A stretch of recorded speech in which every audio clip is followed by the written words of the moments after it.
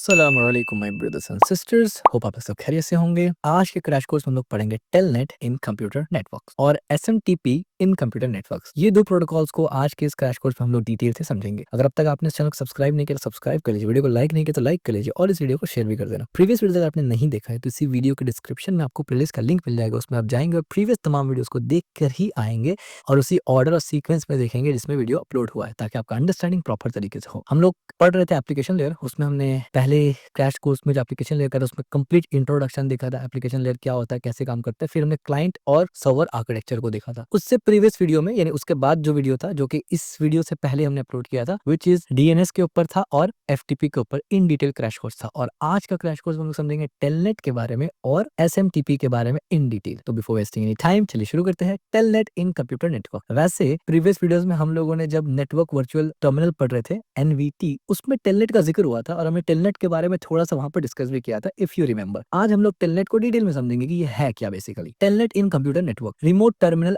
Access protocol. इस topic के बारे में कि रिमोट टर्मिनल का जो कॉन्सेप्ट होता है उसमें हमने काफी डिटेल डिस्कस प्रीवियसली किया हुआ है और मैं ये मान के चल रहा हूँ कि आपको वो कॉन्सेप्ट समझ में आता है कि रिमोट टर्मिनल एक्सेस का मतलब क्या है। कोई और कंप्यूटर का टर्मिनल को आप एक्सेस करके इस्तेमाल करेंगे। ये पूरा का पूरा कॉन्सेप्ट था एनवीटी का, यानी वर्चुअल यानी नेटवर्क वर्चुअल टर्मिनल का। ठीक है, और टेलनेट उसमें वन ऑफ द मोस्ट, आप बोल सकते हैं, फेमस या नोटेबल सर्विस या प्रोटोकॉल है जो इस्तेमाल होता है। ठीक है, Telnet is a client server protocol used to establish text based communication between remote device, client and server. It operates over TCP network usually on port number 23। Telnet क्या है? क्लाइंट सर्वर प्रोटोकॉल है। आपको पता है client server protocol यानी client server architecture के ऊपर चलता है और ये एस्टैब्लिश क्या करता है? Text based communication. ये टेक्स्ट बेस्ड कम्युनिकेशन होता है बिटवीन रिमोट डिवाइस, यानी रिमोट डिवाइस से मुराद है कि आपने एक भाड़े पे रिमोट कंप्यूटर को यानी अपने लोकल कंप्यूटर से कोई और कंप्यूटर को एक्सेस कर रहे हैं एज अ क्लाइंट, और आप उस कंप्यूटर से किसी और सर्वर की तरफ रिक्वेस्ट भेज रहे हैं। ठीक है, और ये ऑपरेट कहाँ पर होता है? टीसीपी आईपी नेटवर्क में होता है ऑपरेट। हमें पता है टीसीपी आईपी मॉडल है और यूजुअली पोर्ट नंबर 23 में होता है। ठीक है, now introduction to Telnet. The main task of internet is to provide service to user. Internet का मेन टास्क क्या है? जो भी यूजर इंटरनेट को यूज कर रहा है उसको सर्विस प्रोवाइड करे। For example, user wants to run different application program at remote site and transfer result to a local site. काफी इंपॉर्टेंट और अहम टॉपिक यहाँ पर आता है सामने, जो कि बड़ा ही आसान है और बहुत ही यूजफुल है। यूजर को चाहिए क्या कि वो अपना अलग अलग एप्लीकेशन को रन करे रिमोट साइट पर। यानी मैंने एक कंप्यूटर को भाड़े पे लिया लेट्स से, और मैं उस पर अलग अलग टाइप का एप्लीकेशन को रन कर रहा हूँ, लेकिन उसका रिजल्ट मैं लोकल अपने कंप्यूटर में चाह रहा हूँ, जो कंप्यूटर से मैं उस दूसरे कंप्यूटर को एक्सेस कर रहा हूँ। ठीक है,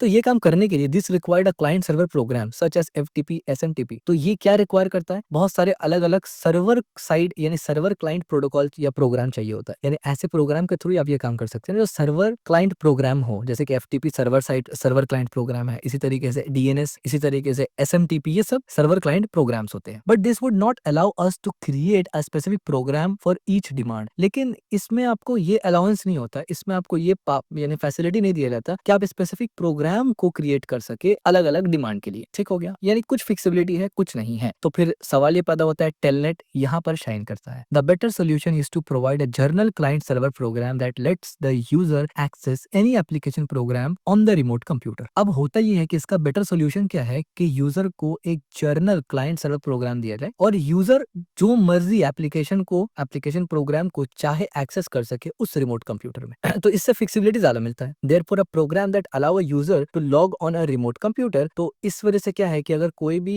प्रोग्राम यूजर को इस्तेमाल करना है तो वो लॉग इन करेगा अपने रिमोट कंप्यूटर में। अब popular server client program is telnet. अब ये काम को जो प्रोवाइड करता है उसमें पॉपुलर प्रोग्राम कौन सा है? टेलनेट है। बाकी भी है लेकिन मोस्ट पॉपुलर टेलनेट होता है जो ये काम आपको करने के लिए देता है, यानी जनरल क्लाइंट सर्वर प्रोग्राम देता है। ठीक है, Telnet is used to meet such demand. तो वो जो डिमांड था ना, यहाँ पर हमने देखा था, ये टेलनेट इसको फुलफिल करता है। Telnet is an abbreviation for terminal network. अब टेलनेट एब्रीवेशन है टर्मिनल नेटवर्क के लिए। एक्चुअली तो टर्मिनल नेटवर्क था, शॉर्ट में उसको हम लोग टेलनेट बोलते हैं, जैसे कि इंग्लिश को ईएन बोलते हैं, इंडिया को आईएनडी बोलते हैं। ठीक है, ये एब्रीवेशन होता है। Telnet provide a connection to the remote computer in a such a way that a local terminal appears to be at a remote site. तो टेलनेट प्रोवाइड करता है आपको कनेक्शन रिमोट कंप्यूटर के लिए इस तरीके से प्रोवाइड करता है कि that local terminal appear to be the remote site. तो लोकल टर्मिनल रिमोट साइट पे अपीयर करेगा। ठीक है, यानी इजीली आप इस्तेमाल कर सकते हैं दोनों को। Types of log n. अब जो टेलनेट टेलनेट है, जाहिर सी बात है वो सिक्योर है, तो उसमें लॉगिन तो करना पड़ेगा। तो लॉगिन का दो तरीका होता है, एक होता है लोकल लॉगिन और एक होता है रिमोट लॉगिन। लोकल लॉगिन का मतलब क्या होता है? In local login the user site at the terminal directly connected to the computer. Local site में क्या होता है कि वो कंप्यूटर से, जो कंप्यूटर लेट से आपने भाड़े पे लिया हुआ है या व्हाटएवर, आप डायरेक्ट उसको कनेक्ट करते हैं।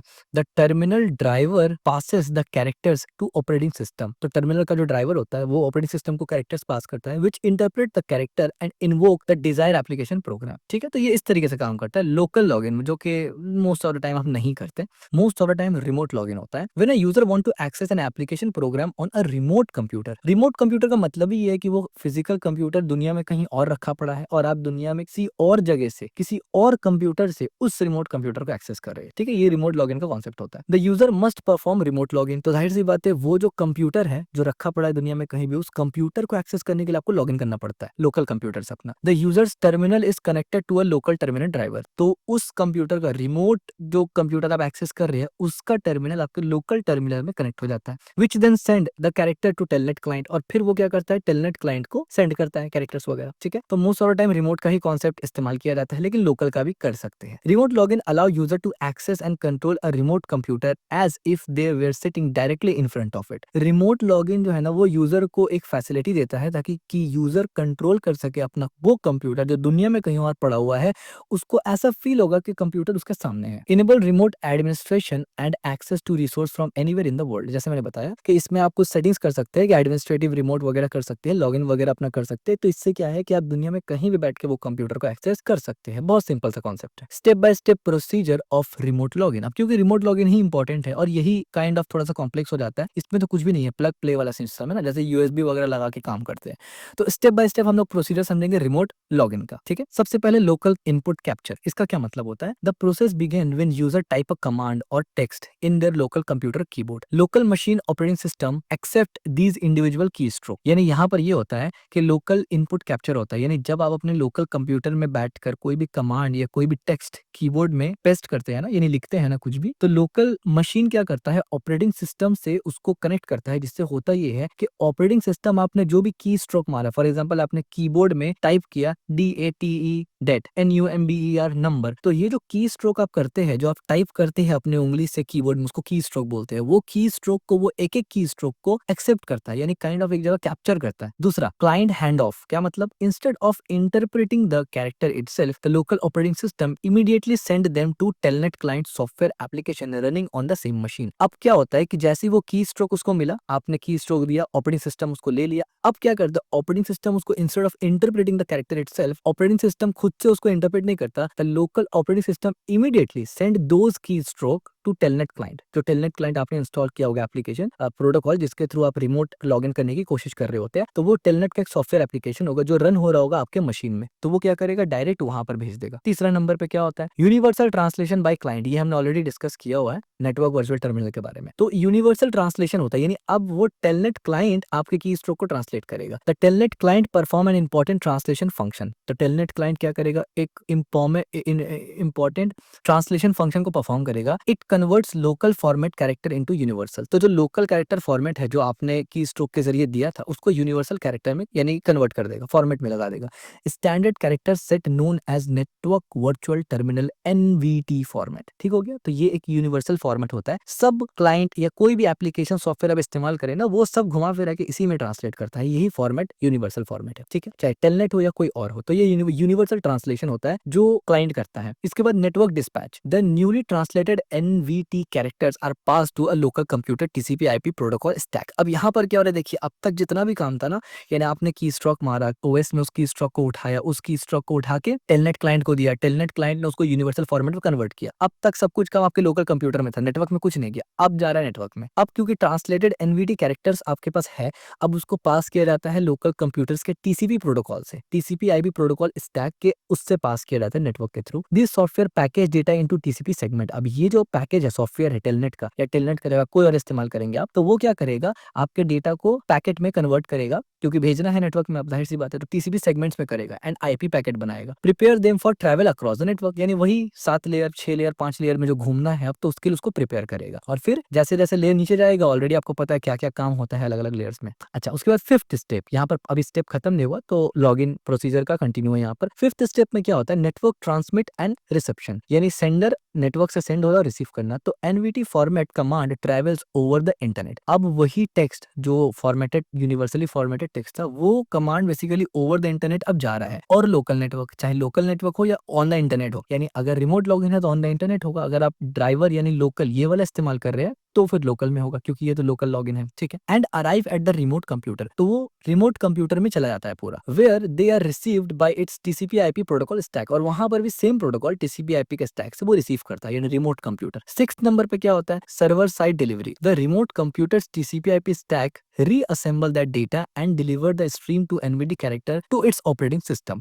अब ये जो प्रोसीजर यहाँ पर हुआ था ना कि उसको ट्रांसलेट करेगा, फिर कन्वर्ट करेगा, स्टैंडर्डाइज करेगा, फॉर्मेट किया, उसके बाद नेटवर्क में भेजा, और जब नेटवर्क में भेजा तो उसको पैकेट और सेगमेंट बनाया गया था, तो इस चीज को दोबारा से रीअसेंबल किया गया, जो पैकेट सेगमेंट था उसको रीअसेंबल किया गया और एनवीडी कैरेक्टर को दोबारा से ऑपरेटिंग सिस्टम में दे दिया गया। The operating system then forward this data to Telnet server process. अब ऑपरेटिंग सिस्टम दोबारा से क्या करेगा, उस रिमोट कंप्यूटर में जो सर्वर है टेलनेट का उसमें दे देगा, क्योंकि यहाँ पर भी यही हुआ था ना, ओएस ने सर्वर क्लाइंट को दिया था। एज यू कैन सी यहाँ पर क्या होता है, यहाँ पर instead of interpreting the character itself, local operating system क्या करता है, टेलनेट क्लाइंट को देता है। यहाँ पर भी वही होगा, ऑपरेटिंग सिस्टम क्या करेगा, फॉरवर्ड करेगा टेलनेट सर्वर को। रिमोट सिस्टम ट्रांसलेशन, उसके बाद 7th नंबर पे क्या होगा, telnet server does the reverse translation for client. अब टेलनेट सर्वर, ये बेसिकली रिमोट कंप्यूटर के बारे में बात हो रहा है यहाँ पर, कि जो रिमोट कंप्यूटर में टेलनेट का सर्वर होगा जिसको ऑपरेटिंग सिस्टम भेजेगा, वो क्या करेगा, रिवर्स ट्रांसलेशन करेगा for the client. It converts universal NVT character into a format that specific remote computers operating system and application can natively understand the process. और ये क्या करेगा, वो कन्वर्ट करेगा जो यूनिवर्सल फॉर्मेट था ना एनवीटी यानी नेटवर्क वर्चुअल टर्मिनल, उस कैरेक्टर को ऐसे फॉर्मेट में जो फॉर्मेट वो रिमोट कंप्यूटर का ऑपरेटिंग सिस्टम और एप्लीकेशन नेटिवली खुद में समझ सके और प्रोसेस कर सके, ठीक है। इसके बाद 8 स्टेप क्या होता है, टर्मिनल इम्यूलेशन। हमने टर्मिनल इम्यूलेशन से रिलेटेड भी काफी प्रीवियस वीडियोस में डिस्कस किया था, यानी मेरे ख्याल से नेटवर्क लेयर या डेटा लिंक लेयर में हमने मेरे ख्याल से डिस्कस किया था नेटवर्क टर्मिनल्स के बारे में, ठीक है। Translated characters are pass through pseudo terminal driver. अब जो ट्रांसलेटेड कैरेक्टर है वो सूडो टर्मिनल ड्राइवर से ट्रांसलेट होकर यानी गुजरता है, उस पे पास थ्रू होता है। This software tricks the remote operating system into believing that the characters are coming from the physical connected terminal. अब ये जो सॉफ्टवेयर होता है ना, ये सॉफ्टवेयर क्या करता है ना, ट्रिक करता है बेसिकली ऑपरेटिंग सिस्टम को, रिमोट ऑपरेटिंग सिस्टम को एक तरफ से वो ट्रिक करता है कि भाई ये जो है ना, ये फिजिकल किसी टर्मिनल से कनेक्ट होके आ रहा है, जबकि ये बेसिकली वर्चुअल है, फिजिकल नहीं है, ठीक। एप्लीकेशन एग्जीक्यूशन, इसके बाद जाकर 9th स्टेप में क्या होता है, the remote operating system pass the character to the appropriate application program. अब उसके बाद जो भी अप्रोप्रिएट प्रोग्राम आप एप्लीकेशन जो भी करना चाहते हैं उसके पास जाता है, which process the command as if they were entered locally. और वो ऐसे समझता है कि भाई लोकली मेरे पास अभी जस्ट कमांड डाला गया, यानी वो एप्लीकेशन ये समझता है। The output begin its journey back to user along the same path of opposite direction. अब जो आउटपुट वो देगा, यानी ये जो आपने एप्लीकेशन में इनपुट दिया, कमांड दिया, वो जो भी आउटपुट देगा एग्जैक्टली सेम यही पूरा जो प्रोसेस है, ये जो 9 प्रोसेस है, वो रिवर्स बैक रिपीट होगा और यूजर उसको एक्सेप्ट करेगा। फिर यूजर कुछ कमांड देगा तो यही 9 प्रोसेस चलेगा and so on and so fourth, ठीक है। इस तरीके से पूरा डिटेल में काम चलता है। तो कंप्लीट रिमोट लॉगिन का प्रोसीजर हमने डिस्कस किया कि टेलनेट में कैसे करके होता है। अब नेटवर्क वर्चुअल टर्मिनल के बारे में थोड़ा सा देख लेते हैं, हालांकि हम लोग ऑलरेडी देख चुके थे बट फिर से देख लेते हैं थोड़ा सा, ठीक है। Network virtual terminal is an interface that defines how data and command are send across the network. Basically network virtual terminal यानी एनवीटी एक ऐसा इंटरफेस है जो डिफाइन करता है कि डेटा और कमांड किस तरीके से सेंड किया जाएगा across the network. In today's world systems are heterogeneous. For example, the operating system accepts a special combination of character such as end of file token running in DOS operating system. यानी आज के time पे क्या होता है कि operating system example के तौर पे क्या करता है, एक्सेप्ट करता है special combination of character. Her operating system का अपना अपना कैरेक्टर सेट आर्किटेक्चर होता है। एग्जांपल के तौर पे end of file token running in DOS operating system control C करेंगे, while the token running on Unix operating system is control D, ठीक है। यानी हेट्रोजीनियस का मतलब होता है डाइवर्स, बहुत ज्यादा डाइवर्सिटी पाया जाता है इसमें। यानी आज के टाइम पे क्योंकि इंटरनेट बहुत ज्यादा कॉमन हो गया है ना, तो अलग अलग टेक्नोलॉजीज इमर्ज हो रहे हैं बहुत ज्यादा इसमें, तो कॉम्प्रिहेंसिव बन चुका है ये फील्ड पूरा। तो यानी कहने का मतलब है कि हर ऑपरेटिंग सिस्टम का अलग अलग सेट ऑफ आर्किटेक्चर्स होता है, उसको भी ध्यान रखना पड़ता है। तो वही सबको मैनेज कौन करता है, एनवीटी। प्रीवियस वीडियो में हमने इसके ऊपर डिटेल डिस्कस किया हुआ था। right? Telnet solves this issue by defining a universal interface known as network virtual terminal. ठीक है, तो Telnet इसको सॉल्व करता है किसके थ्रू? नेटवर्क वर्चुअल टर्मिनल के थ्रू इसको सॉल्व करता है. The telnet clients translate, telnet clients जो होता है, क्लाइंट्स जो है वो ट्रांसलेट करता है the character that comes from the local terminal into NVT form. That NVT form यानी टेलनेट क्लाइंट ट्रांसलेट करता है कैरेक्टर्स को जो कि लोकल टर्मिनल से यूजर भेजता है एनवीटी फॉर्म में and then deliver back to the network, और फिर नेटवर्क में डिलीवर करता है. The Telnet server then translate data from NVT from into from that can be understood to the remote computer, और फिर जो टेलनेट सर्वर होता है वो ट्रांसलेट करता है एनवीटी को इस फॉर्म में जिसमें रिमोट कंप्यूटर उसको समझ सके. ठीक है, यानी वही प्रोसेस है एनवीटी का, लेकिन यहाँ पर हमने ये समझा कि वर्चुअल नेटवर्क वर्चुअल टर्मिनल किस तरीके से काम कर रहा है. अब एडवांटेज क्या क्या है टेलनेट का, जरा वो भी समझ लीजिए. एडवांटेजेस ऑफ टेलनेट सिंपल है, बाई डायरेक्शनल कम्युनिकेशन है. आपको पता है बाई डायरेक्शनल है, यानी आप सेंड भी करेंगे आप रिसीव भी करेंगे, और सिंपल है. At it course telnet is a straight forward tool for sending and receiving information that creates text based two way communication channel between client and server. Simple है, बाई डायरेक्शनल कम्युनिकेशन है, send भी करेंगे receive भी करेंगे, simple भी है और straight forward है. ठीक है, और टेक्स्ट बेस है. ठीक है, दूसरा क्या एडवांटेज है? Centralize network administration. Telnet allow remote management of network elements such as routers, switches, and servers. Instead of requiring physical access, an administrator can simply open a Telnet session to configure and troubleshoot. यानी Telnet allow करता है remote management of network elements such as routers, switches, and servers. यानी router, switch, server सबको आप virtually manage कर सकते हैं. यहाँ पर बैठ के दुनिया में किसी भी जगह मैनेज कर सकते हैं. Instead of requiring a physical access, instead of physically आपको वहाँ मौजूद होने के, an administrator can simply open Telnet session to configure and troubleshoot. तो एक एडमिनिस्ट्रेटर है, जो एडमिनिस्ट्रेशन है या एडमिनिस्ट्रेटर है, वो सिंपली टेलनेट सेशन को ओपन करके कॉन्फ़िगर कर सकता है, राउटर, स्विच, सर्वर वगैरह सबको. तो ये सेंट्रलाइज्ड नेटवर्क एडमिनिस्ट्रेशन होता है, जो कि एक एडवांटेज है. Built in user authentication. अब टेलनेट में क्या होता है ना, बिल्ट इन यूजर ऑथेंटिकेशन होता है. The protocol include a framework for user authentication which required a valid user name and password to gain access. It's provide a basic level of access control. यानी built in authentication भी है, हालांकि वो basic level का है, और हम लोग टेलनेट से रिलेटेड कुछ वल्नरेबिलिटीज के बारे में बात करेंगे जो कि बहुत इंपॉर्टेंट है. बट अभी हम लोग उसका एडवांटेज देख रहे हैं, राइट. उसमें से एक ये भी है कि ऑथेंटिकेशन प्रोवाइड करता है पर बेसिक लेवल का. ठीक है, कुछ फ्रेमवर्क्स उसके अंदर ऐड होते हैं टेलनेट के अंदर जो यूजर ऑथेंटिकेशन को ऑथेंटिकेट करते हैं यूजर नेम पासवर्ड के थ्रू, तब जाके वो एक्सेस देते हैं, लेकिन ये ऑथेंटिकेशन बेसिक लेवल का होता है. इसके बाद universally compatible with NVT. NVT के साथ यूनिवर्सली कंपैटिबल होता है Telnet. The key to Telnet success, Telnet का सक्सेस होने का रीजन ही है, was the network virtual network terminal NVT. It was a brilliant software solution that acts as a universal translation. तो ये एक बहुत ही ब्रिलियंट सॉफ्टवेयर था जो एक सोल्यूशन देता था कि यूनिवर्सल ट्रांसलेटर का. Ensure seamless interactivity between different types of computer. ये अलग अलग कंप्यूटर को जो कंपैटिबल करवाना, इस पे ये बहुत इसका ये उरूज पे था, यानी इसका बहुत फेम हुआ, और इस वजह से टेलनेट को इतना जाना जाता है. Cost effective resource sharing. Telnet enables share use of expensive centralised resource. For example, a powerful mainframe computer can be housed in a single location, can access by authorized user worldwide. यानी cost effective और resource sharing भी होता है. मान लीजिए आपने एक बहुत ही अच्छा सेटअप किया कंप्यूटर का, बहुत तगड़ा बहुत पावरफुल सेटअप किया कंप्यूटर का. अब वर्ल्ड वाइड कोई भी बंदा को आप एक्सेस देंगे तो वो उस कंप्यूटर का इस्तेमाल कर सकता है. तो रिसोर्स शेयरिंग वो अलग अलग जगह ये करना नहीं पड़ा. ठीक हो गया. अब कुछ डिसएडवांटेजेस भी टेलनेट के बारे में देखते हैं जो कि इंपॉर्टेंट है, और सबसे पहले नंबर पे हमने यही बताया है कि serious security vulnerability. This is the most famous and serious disadvantage of telnet. सबसे ज्यादा फेमस टेलनेट इसीलिए आज के जमाने में जब आप टेलनेट का नाम सुनते हैं तो शायद ही आपने उस तरीके से टेलनेट के बारे में सुना होगा जैसे हमने आपको पढ़ाया कि पहले टेलनेट के बारे में बताया, फिर उसका एडवांटेज बताया, और फिर वल्नरेबिलिटी बढ़ रहे हैं. मोस्ट ऑफ द टाइम आज के टाइम पे जब आप टेलनेट का नाम सुनेंगे ना, तो पहले वो स्टार्ट ही इससे होगा कि भाई टेलनेट वल्नरेबल है, उसको इस्तेमाल नहीं करना, फिर उसके बारे में बताया जाता है. ठीक है, इसीलिए हमने यहाँ पे लिखा है this is the most famous and serious disadvantage of telnet. All data including user ID and password is transmitted in plain text. यानी जितना भी यूजर आईडी और पासवर्ड है वो प्लेन टेक्स्ट में ट्रांसमिट होता है. यानी there is no encryption of any kind of making it valuably यानी making it vulnerable to packet sniffing. यानी वैसे ही सिचुएशन था ना जैसे एफटीपी में था कि पहले इंक्रिप्शन का इस्तेमाल नहीं के बराबर होता था, इस वजह से ये वल्नरेबल होते थे. तो इंक्रिप्शन ऐड कर दिया जाएगा तो ये भी फिक्स हो जाएगा. तो ये एक टेलनेट का जो स्टैंडर्ड टेलनेट है उसमें एक मोस्टली यानी आप बोल सकते हैं कि खतरनाक यानी सीरियस सिक्योरिटी वल्नरेबिलिटी मौजूद है. दूसरा, limited to text interface only. जैसे इससे पहले भी हम लोगों ने बताया था कि टेलनेट जो है वो टेक्स्ट इंटरफेस है, टेक्स्ट बेस है. तो telnet is a character based communication tool. ये कैरेक्टर बेस्ड कम्युनिकेशन टूल है. It is fundamentally incapable of transmission graphical information. ये ग्राफिकल इन्फॉर्मेशन को ट्रांसफर नहीं कर सकता, सिर्फ टेक्स्ट बेस्ड करेगा. You cannot run any graphical user interface GUI application over telnet connection. आप कोई भी GUI का मतलब ग्राफिकल यूजर इंटरफेस एप्लीकेशन नहीं चला सकते टेलनेट के कनेक्शन के ऊपर। ये एक लिमिटेशन और डिसएडवांटेज है जबकि जो कि आज के टाइम पे काफी ज्यादा कॉमन होता है। Protocol inefficiency, from a technical perspective telnet is relatively insufficient protocol. अगर टेक्निकल पर्सपेक्टिव में देखा जाए तो जो टेलनेट है वो रिलेटिवली इनसफिशिएंट प्रोटोकॉल है इन कंपेयर टू दूसरा।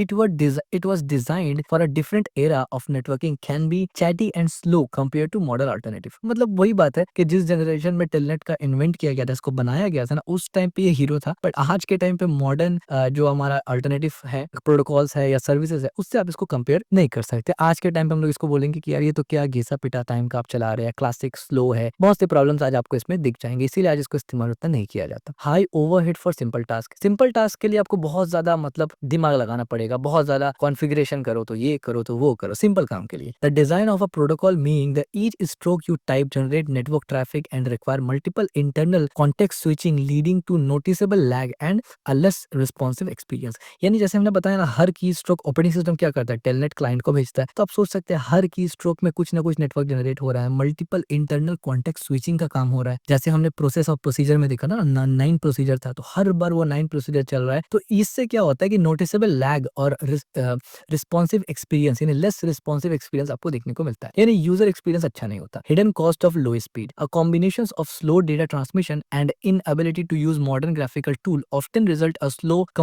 completion of work which can translate into higher labor cost and inefficiency for business। यानी एक तरफ से तो ये स्लो, यानी एक तरफ से तो ये कॉस्ट इफेक्टिव था, एडवांटेज हमने देखा कॉस्ट इफेक्टिव रिसोर्स शेयरिंग है, लेकिन जब आज का मॉडर्न नीड की हम लोग बात करते हैं ना कि मॉडर्न जनरेशन में हम लोग को क्या जरूरत पड़ता है, तो उस हिसाब से ये बेचारा मार खा जाता है।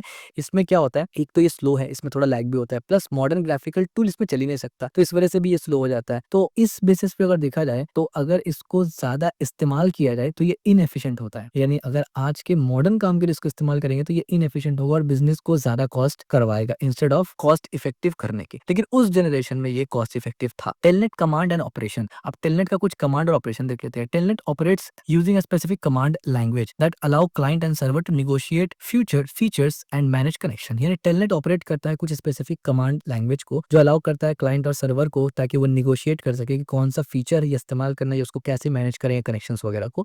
These commands are separate from regular data by a specific special prefix। ये जो कमांड्स होता है ना, ये अलग है, इसको एज अ डेटा ट्रीट नहीं किया जाता है, ये अलग से चीज है जिसको स्पेशल प्रीफिक्स से दिया जाता है। यानी कमांड और नॉर्मल डेटा में कैसे फर्क करेगा, तो वो स्पेशल प्रीफिक्स के बाद जो लिखेंगे वो कमांड होगा। तो कमांड आइडेंटिफायर क्या था, ISC, यानी ये कमांड आइडेंटिफायर था। All Telnet command are identified by a unique prefix character known as interpreter as command, यानी ISC एक कमांड था, उससे टेलनेट ये समझता था कि ये नॉर्मल डेटा नहीं है, ये कमांड है। The decimal code of ISC is 255। ISC को अगर डेसिमल में कन्वर्ट किया जाए तो 255 होता है। ठीक है, अब आप बोलेंगे ISC को डेसिमल में कैसे कन्वर्ट करेंगे यार, तो बेसिकली ISC कैरेक्टर्स इनकोडिंग है ना, अगर आप बाइनरी में जाएंगे तो 0101 इसके लिए भी कुछ ना कुछ होगा। तो जब ये बाइनरी में कन्वर्ट हो जाएगा 0101 में, उसके बाद उस 0101 को जब आप कन्वर्ट करते हैं डेसिमल में, तो वो डेसिमल कोड में 255 होता है। ठीक है, इससे पहले भी मैंने काफी मर्तबा आपको बाइनरी और वो जो कन्वर्जन्स वगैरह होता है उसका रेफरेंस मेरे चैनल में आपको दिया था, प्लेलिस्ट में आपको मिल जाएगा, कंप्यूटर ऑर्गेनाइजेशन एंड आर्किटेक्चर, उसका पहले का 10 वीडियो आप देख लेंगे तो आपको क्लियर हो जाएगा कि binary conversion, hexadecimal, decimal, octal, binary कैसे कन्वर्ट होता है, कैसे कैलकुलेट होता है, ये सब हमने वहाँ बताया है। और कैरेक्टर सेट इनकोडिंग के बारे में बताया कि ये जो ASCII होता है, यूनिकोड है, यूनिकोड FT8 है, FT32 है, ये सब क्या है। ठीक है, When this byte appears in data stream, और जब ये bytes data stream पे दिखता है, it signals that the following bytes are not regular data but a command और operation interaction। ठीक है, तो फिर वो क्या पता करता है, यानी वो बेसिकली इसको आइडेंटिफाई कर लेता है इस प्रीफिक्स की वजह से, ISC की वजह से, कि ये नॉर्मल डेटा नहीं है, ये कोई कमांड है। ठीक है, the basic format is a sequence of at least 2 byte. तो बेसिक फॉर्मेट इसका ये कि ये 2 बाइट का सीक्वेंस होगा यहाँ पर, following by a command code. This protocol use a series of command for operation negotiation where the client server agreed on how connection be behave. और ये प्रोटोकॉल क्या करता है, सीरीज ऑफ कमांड देता है, ऑप्शंस वगैरह देता है, जिससे निगोशिएट कर सके क्लाइंट और सर्वर कि किस कनेक्शन या कैसा कनेक्शन हमारा होगा, दोनों इस पे एग्री करना पड़ेगा। The most important point, command from symmetric request response system, यानी ये जो कमांड है ये फॉर्म करता है सिमेट्रिक रिक्वेस्ट रिस्पॉन्स सिस्टम को। अब यहाँ पर देखिए कोर टेलनेट निगोशिएशन कमांड, अब यहाँ पर कुछ कोर कमांड्स है और यहाँ पर उसका बाइनरी वगैरह भी है। ठीक है, तो आइए पहले देखते हैं। कोर कमांड में 4 हमने डाला है। विल एक कमांड है जिसका डेसिमल 251 बनता है। This command is used in 2 वे। ये कमांड 2 तरीके से इस्तेमाल होता है। एक ये है, अ पार्टी में send a will to enable specific feature, कि अब पार्टी पार्टी का मतलब क्लाइंट क्लाइंट चाहे तो कोई स्पेसिफिक फीचर को इनेबल कर सके विल बोल के कि मुझे चाहिए। It is also use to accept a request from other party to enable feature, और दूसरा कोई अगर इसको एक्सेप्ट करना यानी फीचर को इनेबल करना चाहता है उसके लिए भी अगर आप एक्सेप्ट करते हैं तो विल इस्तेमाल हो जाता है। ठीक है, दूसरा है ऑपोजिट इसका विल नॉट। विल नॉट का डेसिमल क्या होता है 252। विल नॉट क्या कर, this command is use to तीन काम के लिए, reject other parties request to enable feature, दूसरा पार्टी कोई है और वो इनेबल करना चाहते हैं कोई फीचर, आप उसको रिजेक्ट करना चाहते हैं तो विल नॉट इस्तेमाल करेंगे।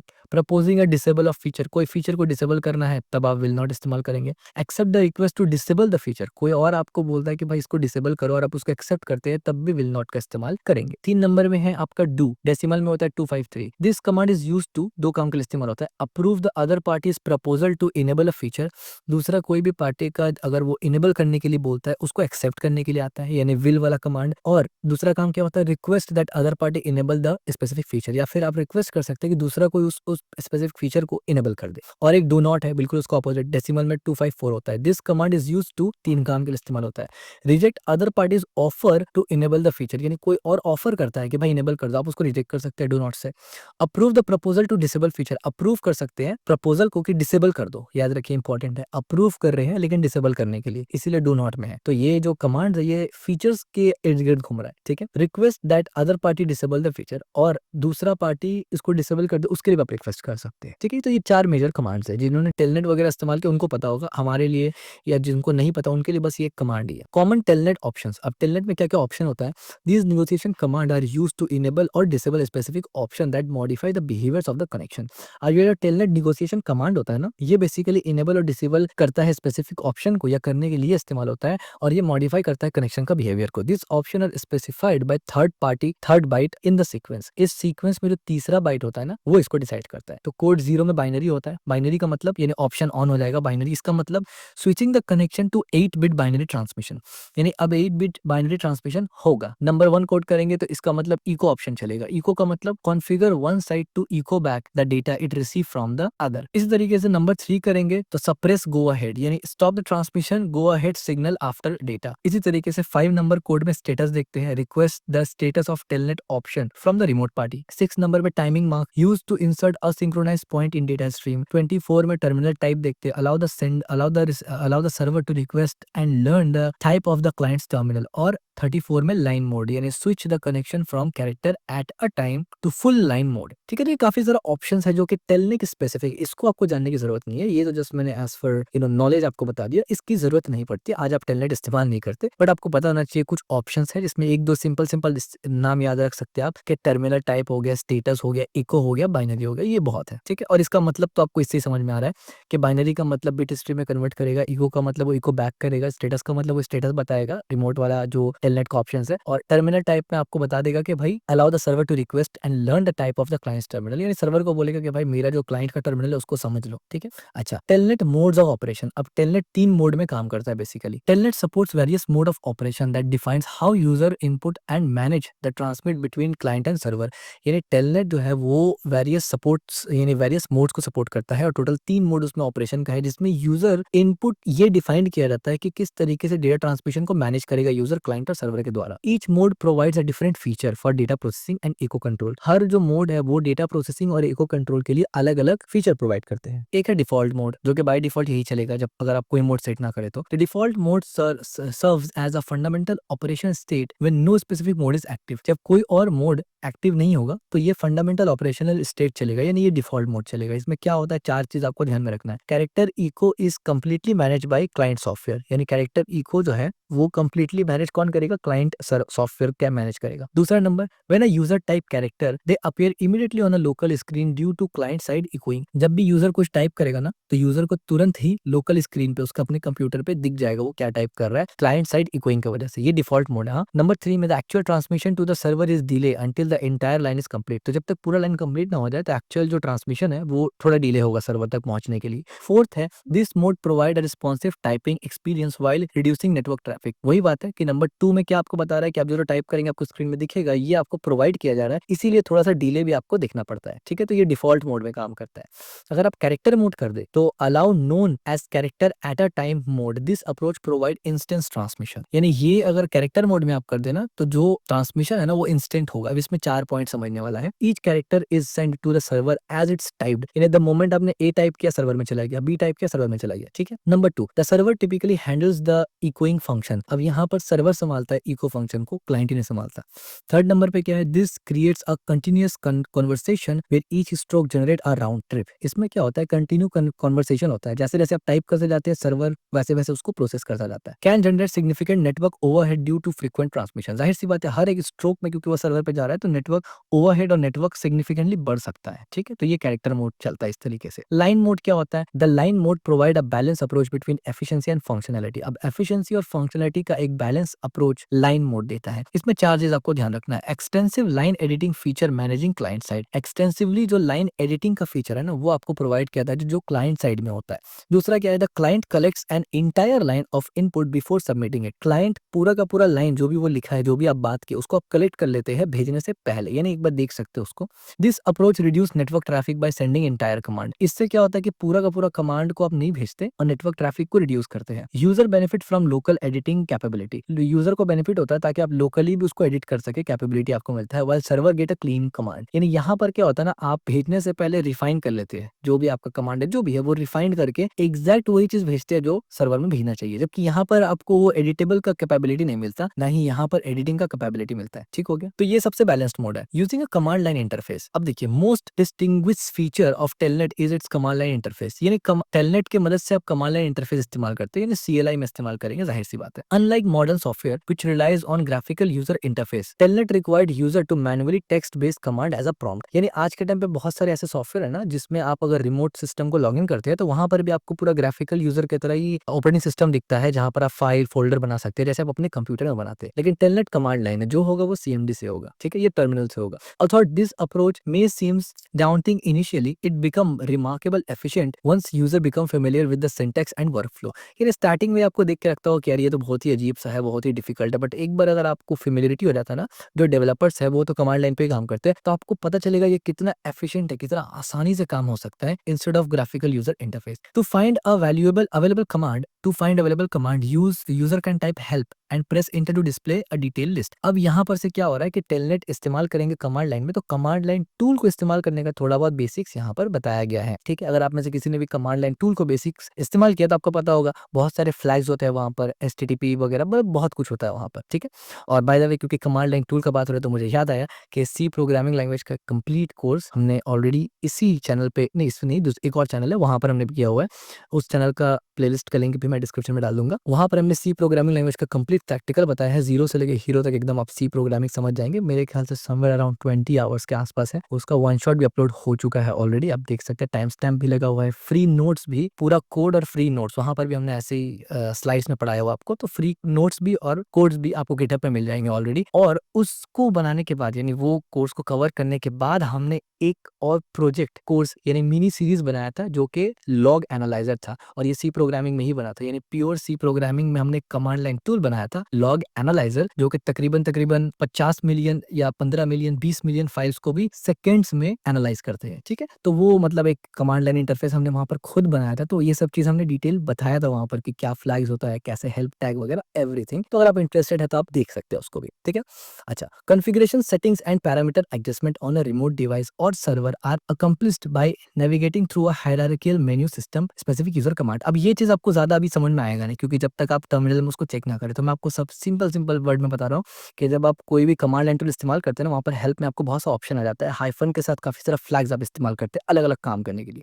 It is important to recognize that Telnet was design primarily for interacting with server and network equipment rather than for everyday desktop application और वेब ब्राउजिंग। यानी ये बात भी ध्यान में रखना चाहिए ना कि टेलनेट बनाया ही गया था इस काम के लिए कि आप सीएलआई की मदद से सर्वर्स वगैरह को, नेटवर्क इक्विपमेंट को हैंडल कर सके प्राइमरीली, ना कि आप ब्राउजिंग कर सके या डेस्कटॉप एप्लीकेशन उसमें इस्तेमाल कर सके, ठीक है?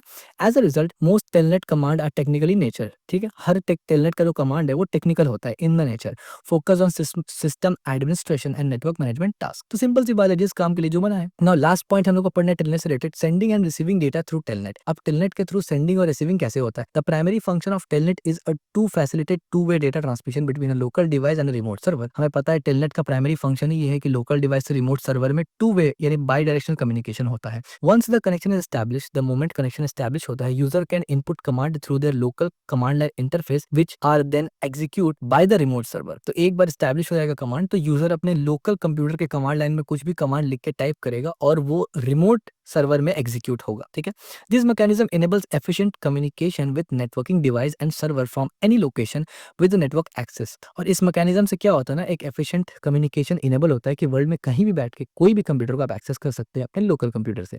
A practical example, with an IT administrator need to remotely modify configuration setting of a router, they can establish telnet connection and input command as if they were physically connected to the device। अब इसका एक practical example ऐसे हो सकता है कि एक IT administrator है जिसको रिमोटली कॉन्फ़िगर सेटिंग को चेंज करना है राउटर का, तो वो क्या करेगा, जो टेलनेट कनेक्शन को एस्टैब्लिश करेगा, कमांड डालेगा और फिर विदाउट फिजिकली उस राउटर के पास जाए डायरेक्ट वो कॉन्फ़िगर कर देगा राउटर को। ठीक है, I thought this remote administrator capability provide significant convenience. ठीक है, it is important to acknowledge the fundamental security limitations of Telnet. यानी ये चीज प्रोवाइड तो करता है, रिमोट एक्सेस एडमिनिस्ट्रेटर कैपेबिलिटी को बढ़ाता तो है बहुत ज्यादा, लेकिन इंपॉर्टेंट नॉलेज ये भी रखना चाहिए कि फंडामेंटल सिक्योरिटी प्रॉब्लम है टेलनेट में। All data transmission occur without encryption, जितना भी डेटा ट्रांसमिट होता है विदाउट इंक्रिप्शन होता है। This vulnerability expose sensitive information including login credentials and configuration details to potentially intercept during transmission. और ये वल्नरेबिलिटी जो है ये एक्सपोज करता है sensitive information including login credentials configuration, जो भी आप कर रहे हैं, अगर कोई इंटरसेप्ट कर ले आपका ट्रांसमिशन को। Therefore network administrator should implement additional security measures. यानी अब जाहिर सी बात है ये प्रॉब्लम है तो आप क्या करेंगे, टेलनेट के साथ जो नेटवर्क एडमिनिस्ट्रेटर है वो कोई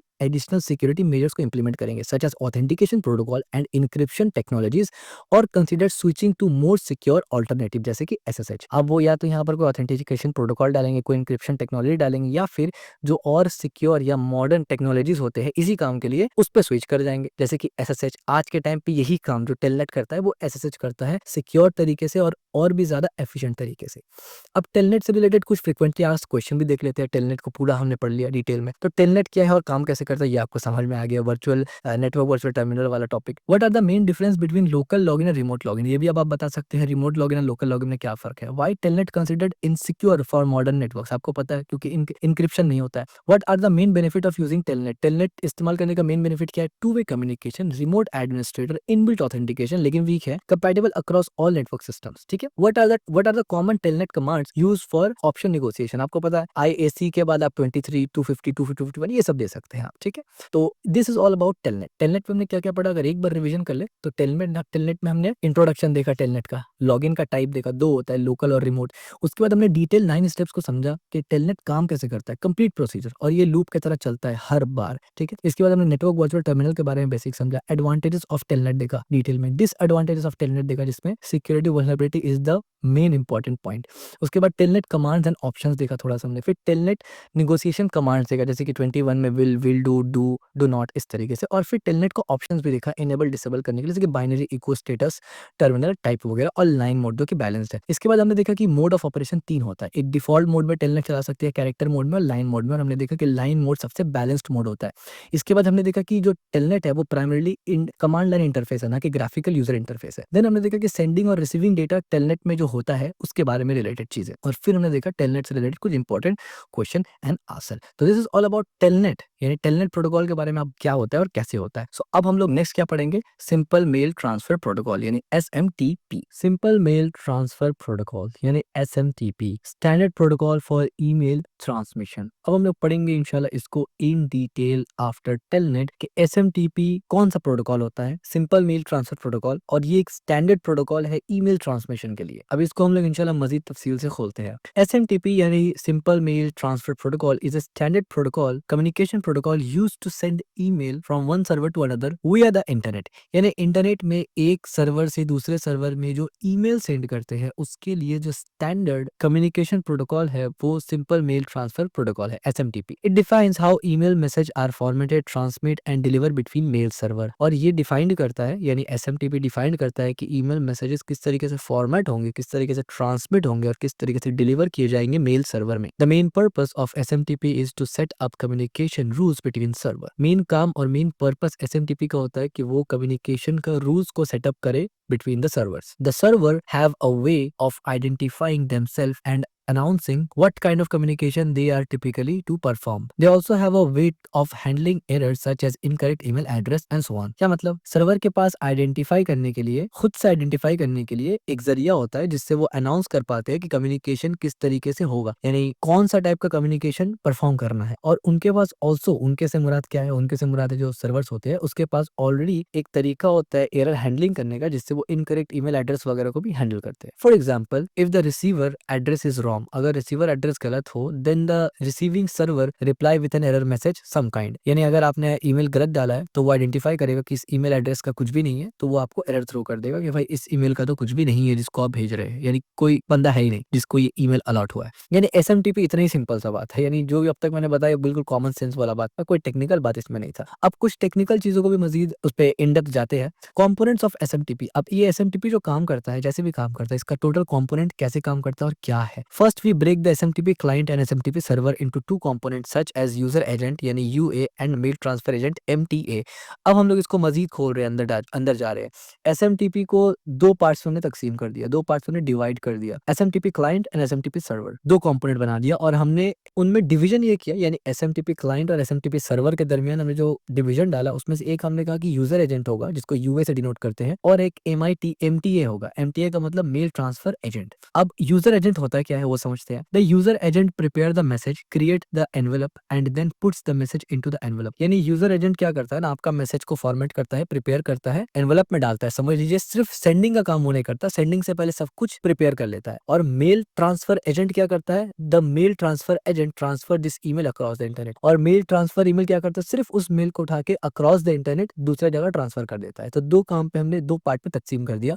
एक ईमेल को फॉर्मेट करेगा, सेटअप करेगा, रेडी करेगा, एनवेलप में डालेगा। इन एनवेलप में डालेगा, ये वर्चुअल है, रियल में तो एनवेलप होता नहीं है वैसे कुछ, तो पूरा प्रिपेयर करके रेडी करेगा। और मेल ट्रांसफर एजेंट क्या करेगा, सिर्फ और सिर्फ सेंड करेगा। ठीक हो गया। SMTP allow more complex system by adding a relaying system instead of just having MTA at sending side and one at receiving side. More MTAs can be added acting either as a client और a server to relay the email. मतलब क्या है, मतलब ये है कि SMTP allow करता है और भी ज्यादा कॉम्प्लेक्स सिस्टम को, जिसमें आप ऐड कर सकते हैं यानी सिस्टम जिस पे रिलाई करेगा। जैसे कि for example, instead of just having one MTA sending की तरफ यानी सेंडिंग साइड और रिसीविंग साइड में एक एमटीए हो, आप उसमें और भी ज्यादा एमटीएज यानी एमटीएज से मुराद है कि मल्टीपल मेल ट्रांसफर एजेंट को अप्लाई कर सकते हैं, जो कि सर्वर की तरह भी काम कर सकता है और क्लाइंट की तरह भी काम कर सकता है। The relying system without TCP protocol can also be used to send email to user. और जो रिलाइंग सिस्टम होता है वो विदाउट टीसीपी प्रोटोकॉल के भी ईमेल को सेंड कर सकते हैं यूजर को। And this is achieve by use of mail gateway. Mail gateway की मदद से ये काम किया जा सकता है, यानी किसी पे भी प्रोटोकॉल के इस्तेमाल के बिना भी मेल गेटवे की मदद से यूजर को ईमेल सेंड किया जा सकता है। The mail gateway is relay at MTA यानी mail transfer agent that can be used to receive email address. ठीक है, तो ये यहाँ पर एक चीज आपको पता चला कि टीसीपी/आईपी प्रोटोकॉल के बगैर भी मेल ट्रांसफर किया जा सकता है मेल गेटवे के जरिए से।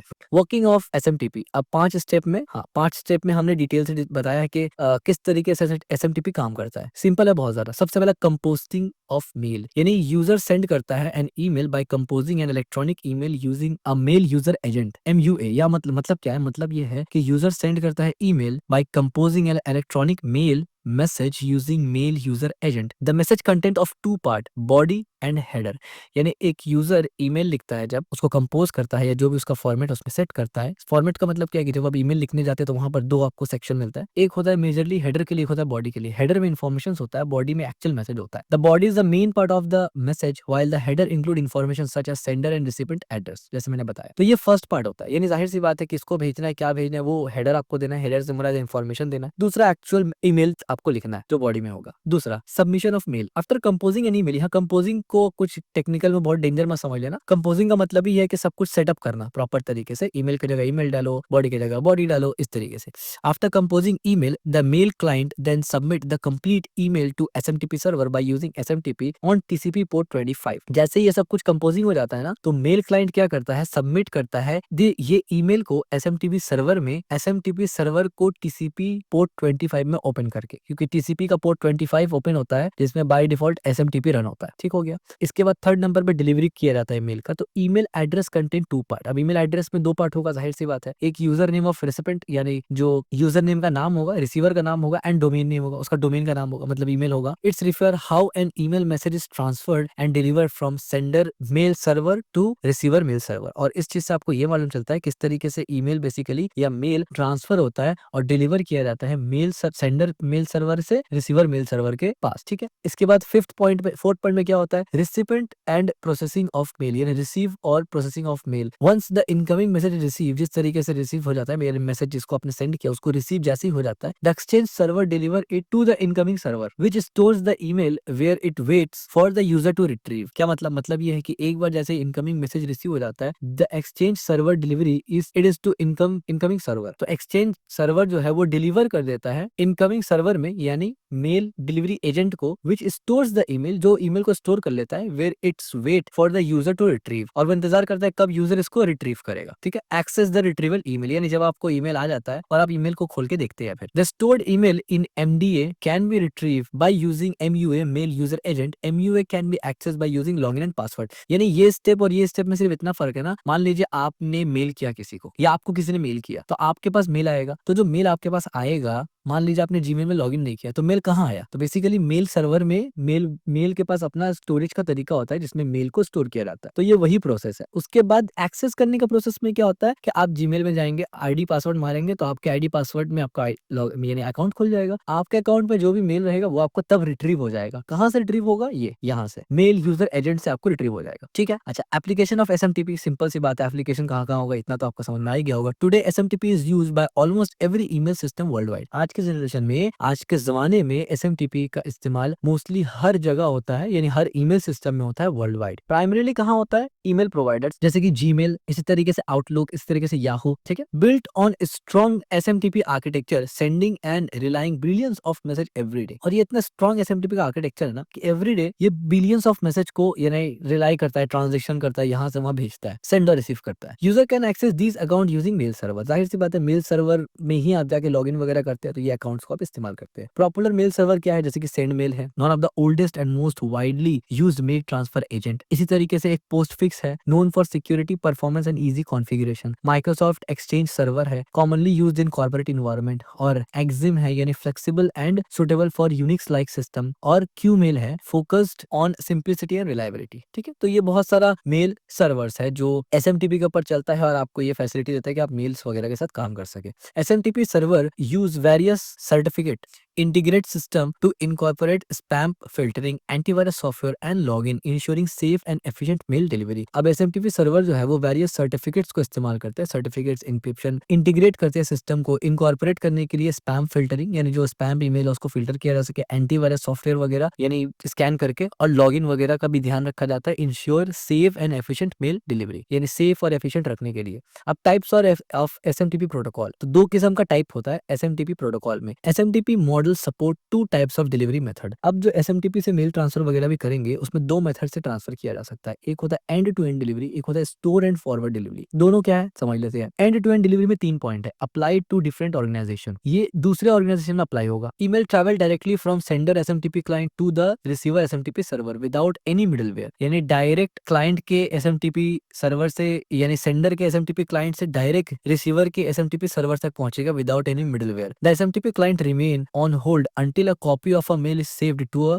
रिसीवर सर्वर, यानी मेल तब तक होल्ड यानी रिमेनिंग होल्ड रहेगा जब तक रिसीवर के पास उसका एक कॉपी रिसीव ना हो जाए, ठीक है, सेव ना हो जाए। तो ये एंड टू एंड डिलीवरी होता है। स्टोर एंड फॉरवर्ड में क्या होता है, 3 पॉइंट यहाँ पर भी है। सबसे पहला apply to inter and intra organizational TCP IP based protocol, यानी ये इंटर और इंट्रा दोनों ऑर्गेनाइजेशन में अप्लाई किया जाता है और ये टीसीपी बेस्ड नेटवर्क होता है। Emails can pass through server intermediate MTS preceding the recipient, यानी एमटीएस आपको पता क्या है, मेल ट्रांसफर एजेंट।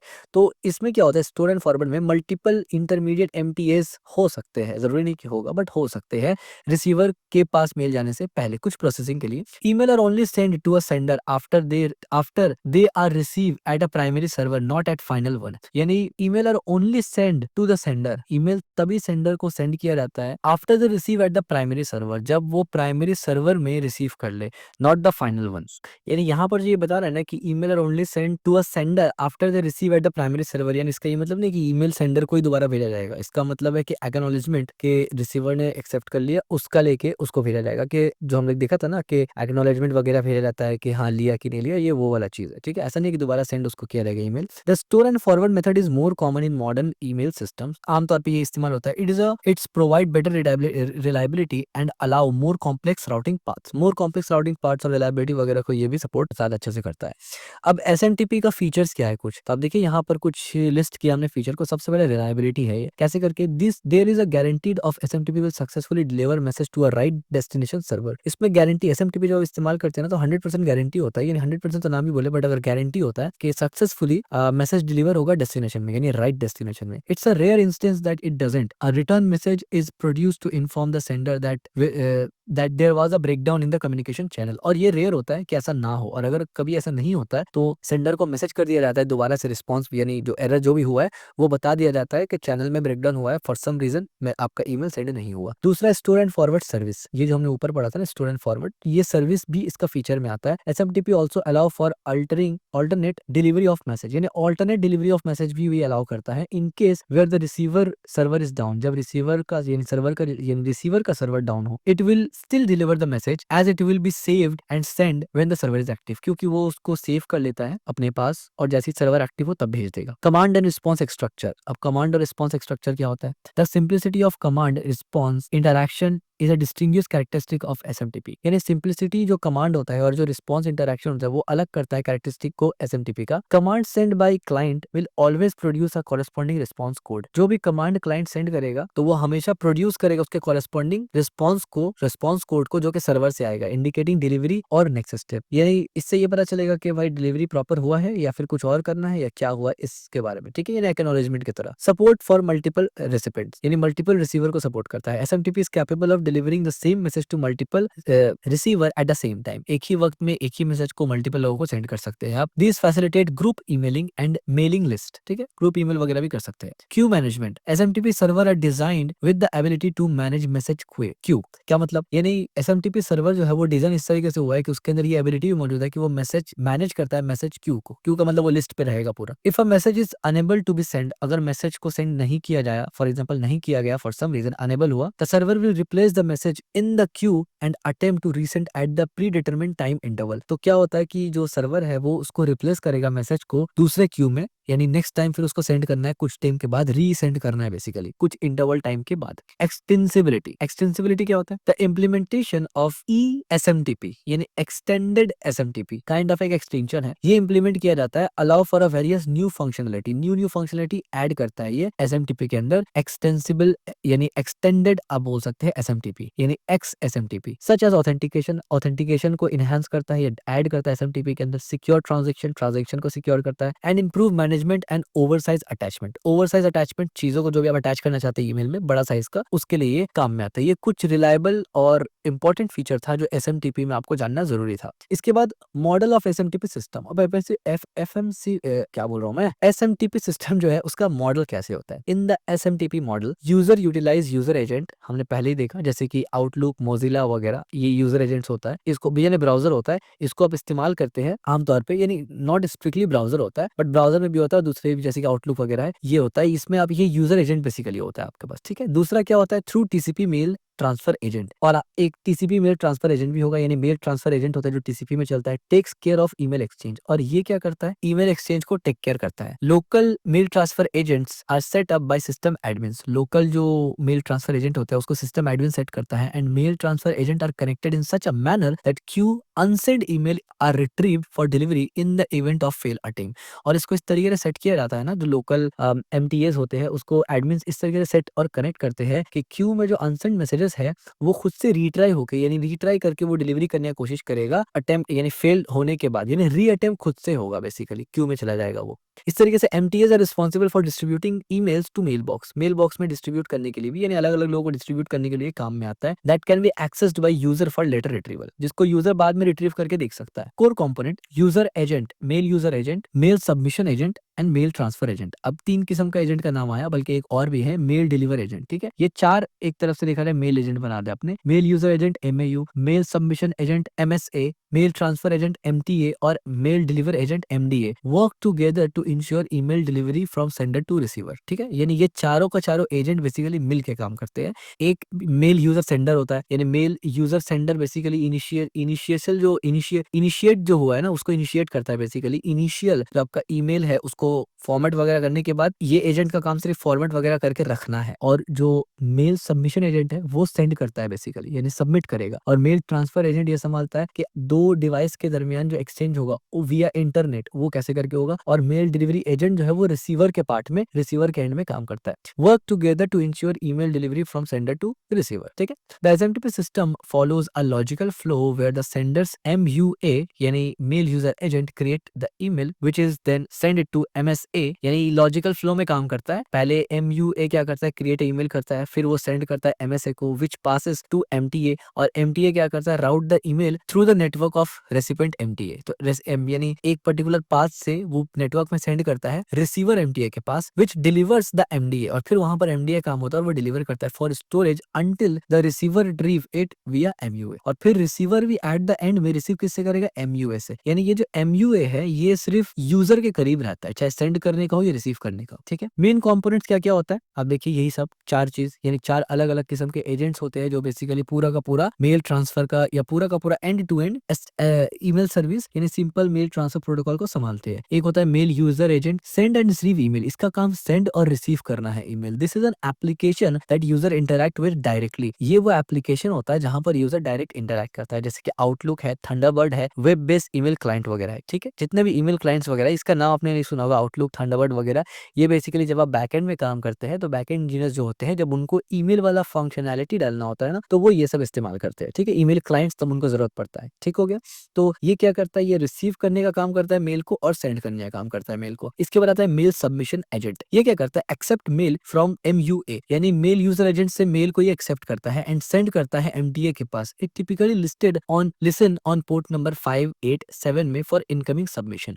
ये क्या करता है ना, मेल सबमिशन एजेंट, ये मेल को लेता है किससे, मेल यूजर एजेंट से, क्योंकि वो मेल को रिसीव वगैरह सेटअप वगैरह करने का काम करता है। उसके बाद ये सेंड कर देता है MTA के पास, यानी MSA MTA के पास सेंड करता है। और टिपिकली ये जो MSA है ये पोर्ट नंबर 587 में इनकमिंग सबमिशन के लिए वेट करता है, जो कि सेंड करेगा उसको ये, ठीक है। और जैसे उसको मिलता है वो आगे भेज देता है, किसको भेजता है, वो MTA को भेजता है। फिर मेल ट्रांसफर एजेंट क्या करता है, transfer mail between server using SMTP। अब ये सर्वर के अंदर भेजता है SMTP को इस्तेमाल करके। It use DNS MX record to find recipient mail server. अब ये DNS यानी डोमेन नेम सिस्टम और MX रिकॉर्ड के जरिए से ढूंढता है कि रिसीवर मेल सर्वर कौन सा है और उसके पास भेज देता है। और फिर क्या होता है, delivery agent deliver mail to a local system mail box, local system तक डिलीवरी ये करवाता है। It stores email until the receiver receive it using POP3 और MIP3, यानी रिसीवर जब तक, यानी रिसीवर का मुराद है रिसीवर देखने वाले ईमेल को, ये नहीं है। रिसीवर का मतलब है कि रिसीवर के सर्वर में जब तक ईमेल ना पहुंच जाए, फॉर सम रीजन अगर उसका सर्वर एक्टिव नहीं है तो, और अगर जैसे ही वो पहुंचेगा तो डिलीवरी का काम हो गया। जरूरी नहीं कि यूजर को दिखना चाहिए, यूजर उसको लॉग इन करके बाद में देख सकता है, ठीक है। तो ये चार मेजर कंपोनेंट है जिससे SMTP पूरा मुकम्मल काम करता है। अब इसके बाद SMTP को कुछ कमांड और रिस्पॉन्स होता है, वो भी देख लेते हैं। Each command set in SMTP is international and elected a response from the server. These are always client typical and MUA और MTA and the server in the client server relationship. Each command perform distinct function, यानी हर command जो है वो SMTP में international और elected response देता है सर्वर की तरफ। और यहाँ पर बस वो एक्स्ट्रा जो लिखा होता है जो कि आपको उतना इंपॉर्टेंट होता नहीं है पढ़ने के लिए, खामोखा का बस वो चीजों को थोड़ा डिफिकल्ट बनाता है। आसान शब्दों में ये कुछ कमांड है, ये कमांड का फॉर्म होता है, ये उसका डिस्क्रिप्शन है और इसका यूजेज है, ठीक है, सिंपल सबसे। और इससे ज्यादा भी है, मैंने कुछ यहाँ एग्जांपल दिया है, ठीक है। अब हेलो, ये हेलो इसलिए बोल रहे क्योंकि ये हलो नहीं है, HELLO नहीं है, तो अब इसको पता नहीं कैसे प्रोनाउंस करेंगे सिंगल को, इसलिए मैंने हेलो बोल दिया, ठीक है। तो HELO ये कीवर्ड है। फॉर्म क्या होता है इसका, हेलो SPSP और इस तरीके से C और यहाँ पर डोमेन नेम होगा। आइडेंटिफाइज अ सेंडर होस्ट नेम, यानी ये इस तरीके से फॉर्मेट होगा और यहाँ पर सेंडर का होस्ट नेम आ जाएगा। सेंडर का मतलब जो सेंड कर रहा है, ये मैंडेटरी होता है, सिंपल सी बात है। मेल में क्या होगा, रिसीवर का होगा। Send specific sender address, sorry address भेजना पड़ेगा आपको, जिस एड्रेस में आपको बेसिकली भेजना है रिसीवर को, ठीक है, ये भी मैंडेटरी है। RCPT यानी रिसीव टू फॉरवर्ड पाथ, यानी स्पेसिफाइज रेसिपिएंट एड्रेस, इसमें आपको रिसीवर का एड्रेस देना है, यानी सेंडर का एड्रेस, रिसीवर का एड्रेस, सेंडर का होस्ट नेम, ठीक है। अच्छा, डेटा में क्या देना है, begins with mail content, mandatory, यानी जो मेल के अंदर एक्चुअली में होगा वो देना है। और क्वेट में क्या होता है, क्लोज करता है टीसीपी कनेक्शन को, ये भी मैंडेटरी है, यानी ओपन करने से लेकर क्लोज करने तक मैंडेटरी है। रीसेट में क्या होता है, about male transaction keep TCP open, यानी मेल ट्रांसफर को रोक दो लेकिन टीसीपी को ओपन रखो, ये रिकमेंडेड होता है। ठीक है, और एक्चुअली में आपको इतना ज्यादा जानने का जरूरत नहीं होता है, बट क्योंकि एक एक स्टैंड अलोन क्रैश कोर्स हो रहा है टेलनेट के ऊपर और एसएमटीपी के ऊपर, इसलिए मैं इतना डिटेल तक जा रहा हूँ कि जो मतलब बहुत ज्यादा आपको एक कंप्लीट पैकेज ऑफ नॉलेज मिल जाए एसएमटीपी से रिलेटेड। ठीक है, बाकी ऊपर ऊपर से भी आप अगर जस्ट ध्यान में रखे इट्स इनफ। ठीक है, अच्छा यहाँ पर अब इसी को खोलते हैं, यानी वो जो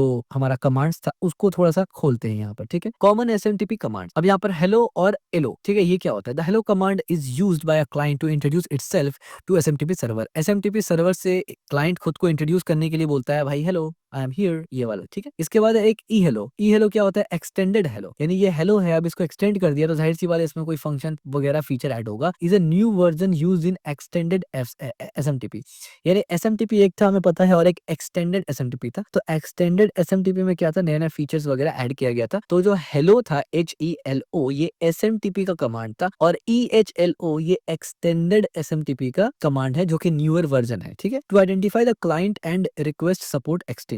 ठीक है, आइडेंटिफाई करने के लिए क्लाइंट को और रिक्वेस्ट करने के लिए सपोर्ट एक्सटेंशन वगैरह। एग्जांपल hellomail.com, यानी वो उसका एड्रेस रहेगा, और ये सर्वर रिस्पांस कैसे देगा, इतना में 205 मेल रिस्पांस हेलो, इस तरीके से। अच्छा, मेल फ्रॉम में क्या होगा, this command specifies the sender email address, it's initiates an email transactions. जाहिर सी बात है एग्जांपल के तौर पे फ्रॉम ईमेल प्रोटेक्टेड, यानी जो ईमेल जो सेंड कर रहा है सेंडर का नाम रहेगा, सर्वर की तरफ से रिस्पांस क्या आएगा, ओके 250 ओके, यानी सब कुछ बढ़िया है। अच्छा, रिसीवर का यहाँ पर क्या देना, specifies the receiver of email, recipient of email, यानी रिसीव जो करेगा उसका ईमेल दो। Multiple receiver to commands can be used for multiple recipient, यानी मल्टीपल कमांड इस्तेमाल करेंगे अगर आप एक ईमेल को एक से ज्यादा लोगों की तरफ भेजना चाहते हैं। तो यहाँ पर रिसीवर का होगा और यहाँ पर रिसेप्ट और ये ओके हो जाएगा। ठीक है, और ये जितना भी आपको दिख रहा है ना, ये कमांड्स के साथ जो काम करते हैं ना, ये एकदम लो लेवल पे बात हो रहा है। जब आप ईमेल को, यानी फॉर एग्जांपल आप कोई एप्लीकेशन बना रहे हैं, वहां पर आप ईमेल सर्वर, इस ईमेल सर्विस को डालना चाहते हैं यूजर को इस्तेमाल करने के लिए, वहां पर इंप्लीमेंटेशन और कमांड्स लगते हैं। आमतौर पे बाय डिफॉल्ट आपको जरूरत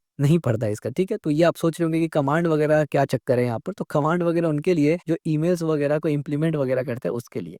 बाकी आपको अगर ऊपर ऊपर से ये पता चल जाए तो बहुत अच्छी बात है। इसके बाद होता है data. The data command indicates that the message content will flow, यानी after issue this command the content send the message body and ends it at a single period dot on the line by line set. मतलब आसान शब्दों में जब ये सब हो जाता है ना, तो जब डेटा वाला कमांड इंडिकेट करते हैं ना, तो इसका मतलब अब एक्चुअल बॉडी, एक्चुअल जो ईमेल है वो सेंड कर दिया जाता है। ठीक है, तो इस तरीके से आप देखिए यहाँ पर इसका रिस्पॉन्स आता है 354 में, स्टार्ट मेल इनपुट एंड होता है CRLF, और CRLF में बीच में डॉट रहता है। ठीक है, यहाँ पर वही चीज हमने लिखा है with a single dot period on a line by itself. इसके बाद एक क्वाइट होता है, terminate the SMTP section, SMTP section को टर्मिनेट करने के लिए after this command the connection is closed, तो कनेक्शन बंद हो जाता है और ये इस तरीके से बाय हो जाता है 211 बाय, और एग्जांपल क्वाइट। ठीक है, तो ये कुछ कॉमन एसएमटीपी के कमांड्स थे जिसका ब्रीफली उसका रिस्पांस और उसमें एग्जांपल्स और उसका काम और यूजेज हमने देख लिया। ठीक है, अब कॉमन एसएमटीपी रिस्पांस कोड देखते हैं, यानी एसएमटीपी में जब सर्वर और क्लाइंट लेन देन करता है ईमेल्स वगैरह को, तो वहां पर बहुत सारे रिस्पांस कोड्स आते हैं। वो पॉजिटिव भी हो सकता है, नेगेटिव भी हो सकता है। पॉजिटिव का मतलब है सक्सेस भी हो सकता है, फेलियर भी हो सकता है, दोनों को देखेंगे। SMTP server response to command with 3 digit code. SMTP server respond करता है, जो भी क्लाइंट उसको कमांड देता है उस पे 3 डिजिट कोड्स पे, that indicate the status of the request, और ये इंडिकेट करेगा स्टेटस ऑफ रिक्वेस्ट जो यूजर ने यानी क्लाइंट ने किया था। दिस के जगह this standardized response helps diagnosis problem and provide feedback and troubleshoot. और ये स्टैंडर्डाइज्ड रिस्पांस है, यानी ये कोई ऐसा नहीं है कि कल को कोई आकर बदल दे, ये स्टैंडर्डाइज है, ऐसे ही रिस्पांस आएगा, इन्हीं में से आएगा। लिस्ट और भी लंबा है, हमने कुछ ऐड किया है फेमस। ठीक है, गूगल पे जाके आप कंप्लीट लिस्ट भी देख सकते हैं। और इससे क्या होता है, डायग्नोसिस होता है, प्रॉब्लम मालूम चलता है और ट्रबल शूटिंग किया जा सकता है। अब यहाँ पर कुछ इंपॉर्टेंट कमांड्स जैसे कि 220 सर्विस रेडी है, 221 सर्विस क्लोज हो रहा है टर्मिनेशन चैनल से, यानी सर्विस क्लोज ट्रांसमिशन चैनल। इसी तरीके से 250 में क्या होता है, रिक्वेस्ट मेल एक्शन ओके और कंप्लीट। 251 में क्या होता है, user not local will forward to forward path में चला जाएगा जो भी आप देंगे। इस तरीके से 354 में क्या होता है, स्टार्ट मेल इनपुट और एंड करेगा वो एंड वाला में CLRF डॉट और ये वाला। ठीक है, इस तरीके से 421 में क्या होता है, service not available closing transmission channel. इसी तरीके से 450 में क्या होता है, requested mail action is not taken mailbox unavailable, यानी ये बेसिकली एरर्स आ रहा है। अब 451 में क्या होता है, requested action abort error in processing, यानी जो रिक्वेस्ट किया था एक्शन एक्शन उसको अबॉर्ट कर दिया गया, उसको कट कर दिया गया, कैंसिल कर दिया गया, रोक दिया गया और एरर हो गया प्रोसेसिंग में। इस तरीके से 452 में bad action is not taken insufficient system storage, ठीक है, स्टोरेज वगैरह का एरर आता है। फिफ्थ में देखेंगे तो सिंटैक्स एरर, कमांड अनरिकॉग्नाइज, गलत कमांड ये सिंटैक्स एरर करेंगे तो 500 आ जाता है। 550 आएगा, requested action is not taken, mailbox unavailable. इस तरीके से 551 में user not local, please try forward path, तो फॉरवर्ड पाथ कर दिया जाएगा। 552 में request mail action about exceed storage allocations. इस तरीके से 553 में अगर आप देखेंगे तो requested action is not taken, mail name is not allowed. और इसी तरीके से 554 में देखेंगे ट्रांजैक्शन फेल्ड, और भी इसके अलावा होता है। आमतौर पे जब आप 400 के बाद से देखेंगे 500 के आगे तक एंड तक, तो वो सब एरर्स से रिलेटेड होगा, यानी रिजेक्ट रिस्पॉन्स जो होता है ना, एक एक्सेप्ट होता है, एक यानी इसको हम लोग बोलते हैं रिस्पॉन्स सक्सेस हो गया या रिस्पॉन्स रिजेक्ट हो गया या कैंसिल हो गया, तो ये रिजेक्ट के जोन में आता है 400 से स्टार्ट होकर जितना भी, और 200 के अंदर जितना भी रहता है मोस्ट ऑफ टाइम वो सक्सेस वाला होता है, ठीक है, और 300 में रीडायरेक्शन वगैरह का भी रहता है। तो इसके बाद हम लोग पढ़ते हैं एक्सटेंडेड एसएमटीपी। अब एसएमटीपी तो समझ गए, एसएमटीपी में हमने क्या क्या देखा, एक बार अगर हम लोग रिफ्रेशर ले ले जस्ट कि हमने देखा, हमने यहाँ पर सबसे पहले समझा कि एसएमटीपी क्या होता है, सिंपल मेल ट्रांसफर प्रोटोकॉल। उसके बाद हमने कंपोनेंट देखा, यानी यूजर एजेंट और मेल ट्रांसफर एजेंट। उसके बाद हमने देखा कैसे काम करता है एसएमटीपी, सबसे पहले मैसेज को कंपोज करता है, फिर सबमिशन करता है, फिर डिलीवर करता है, फिर रिसीवर उसको प्रोसेसिंग करता है, और फिर एक्सेस और रिट्रीवल होता है। उसके बाद हमने देखा एप्लीकेशन कौन कौन सा होता है एसएमटीपी को, जिसमें हमने कुछ फेमस यानी एसएमटीपी सर्वर्स को देखा। उसके बाद हमने एसएमटीपी का टाइप्स देखा, यानी दो टाइप्स का एसएमटीपी का प्रोटोकॉल होता है, एक एंड टू एंड डिलीवरी होता है, एक स्टोर्ड एंड फॉरवर्ड डिलीवरी होता है। और हमने देखा कि आमतौर पे स्टोर्ड एंड फॉरवर्ड डिलीवरी ज्यादा कॉमन है मॉडर्न सिस्टम्स में। उसके बाद हमने देखा फीचर्स ऑफ एसएमटीपी, जिसमें हमने देखा वो रिलायबल है, स्टोर्ड एंड फॉरवर्ड सर्विस देता है, कमांड एंड रिस्पॉन्स स्ट्रक्चर देखा, support multiple recipients, Q management और एक्सटेंसिबिलिटी। एक्सटेंसिबिलिटी में ही इंट्रोड्यूस हुआ था ईएसएमटीपी, यानी एक्सटेंडेड एसएमटीपी, ठीक है। उसके बाद हमने मॉडल एसएमटीपी सिस्टम देखा, तो उसमें हमने देखा कि बेसिकली 4 मेन कंपोनेंट होता है एसएमटीपी के अंदर, एक मेल यूजर एजेंट, एक मेल सबमिशन एजेंट, एक मेल ट्रांसफर एजेंट, एक मेल डिलीवरी एजेंट, और ये चारों साथ में काम करके ही एफिशिएंटली एसएमटीपी को काम करवाते हैं। इसके बाद हमने एसएमटीपी का कुछ कॉमन कमांड्स देखा, फिर उन कमांड्स को मजीद हमने खोला और समझा, और फिर एसएमटीपी का कुछ कॉमन रिस्पॉन्स कोड देखा, और अब हम लोग पढ़ेंगे एसएमटीपी का एक्सटेंडेड वर्जन, यानी ESMTP. With the increasing use of email, the original SMTP protocol experienced inadequacies, particularly in terms of the need for authentication, security and message size. अब हुआ ये कि जैसे जैसे ईमेल यूजर्स का, यानी यूजर जैसे जैसे ईमेल को इस्तेमाल कर गए, यूजर का जैसे जैसे नीड बढ़ा, इंक्रीज हुआ, तो जो ओरिजिनल एसएमटीपी का प्रोटोकॉल था उसमें बेसिकली आप बोल सकते हैं कि एक्सपीरियंस किया गया कुछ कमी। अब कुछ कमी जो एक्सपीरियंस किया गया वो क्या था, पर्टिकुलरली वो था ऑथेंटिकेशन, सिक्योरिटी और मैसेज का size related. To address these, extended SMTP was designed as an advancement of original protocol. तो ये प्रॉब्लम्स को सॉल्यूशन देने के लिए या इसका मिटिगेट करने के लिए, इस प्रॉब्लम को सॉल्व करने के लिए एक्सटेंडेड SMTP को डिजाइन किया गया, जो कि SMTP का एक न्यू वर्जन है, एक्सटेंडेड वर्जन है, जिसको ESMTP भी कहा जाता है, इंट्रोड्यूस सर्वल न्यू फीचर। अब ESMTP जो है, ये एक्सटेंडेड SMTP जो है, ये बहुत सारे न्यू फीचर्स अपने साथ लेके आता है। उनमें से क्या क्या फीचर है यहाँ पर देखिए। SMTP ऑथेंटिकेशन, ऑथ लेके आता है। The SMTP authentication feature allow user to log in before sending email, sending email करने से पहले आप लॉग इन करेंगे, which help to prevent spam and the illicit use of email server, ठीक है। ऑथेंटिकेशन प्रोवाइड किया। इस तरीके से डिलीवरी स्टेटस नोटिफिकेशन, DNS, यानी ये DNS डोमेन नेम सिस्टम मत समझिएगा, हालांकि वो DNS है लेकिन DSN है ये, तो वो बहुत से लोग कंफ्यूज रहते हैं, डोमेन सिस्टम समझते हैं। Delivery status notification, the delivery status notification allow sender to receive more comprehensive report on the status of the email of an email, including whether it was delivered, failed और delay. यानी delivery status notification से जो sender ने email को send किया ना, उसको proper तरीके से, वर्बोस तरीके से उसको रिप्लाई समझ में आ जाता है, यानी रिप्लाई से मुराद है कि स्टेटस समझ में आ जाता है कि जो सेंड किया है वो फेल्ड हुआ, वो डिले में है, या फिर वो डिलीवर हो चुका, ठीक है। इसी तरीके से 8-bit MIME सपोर्ट, ये क्या था, the 8-bit MIME capability allow for sending a binary attachment and non ASCII characters which are not possible in the original SMTP। अब होता ये है कि 8-bit MIME सपोर्ट है,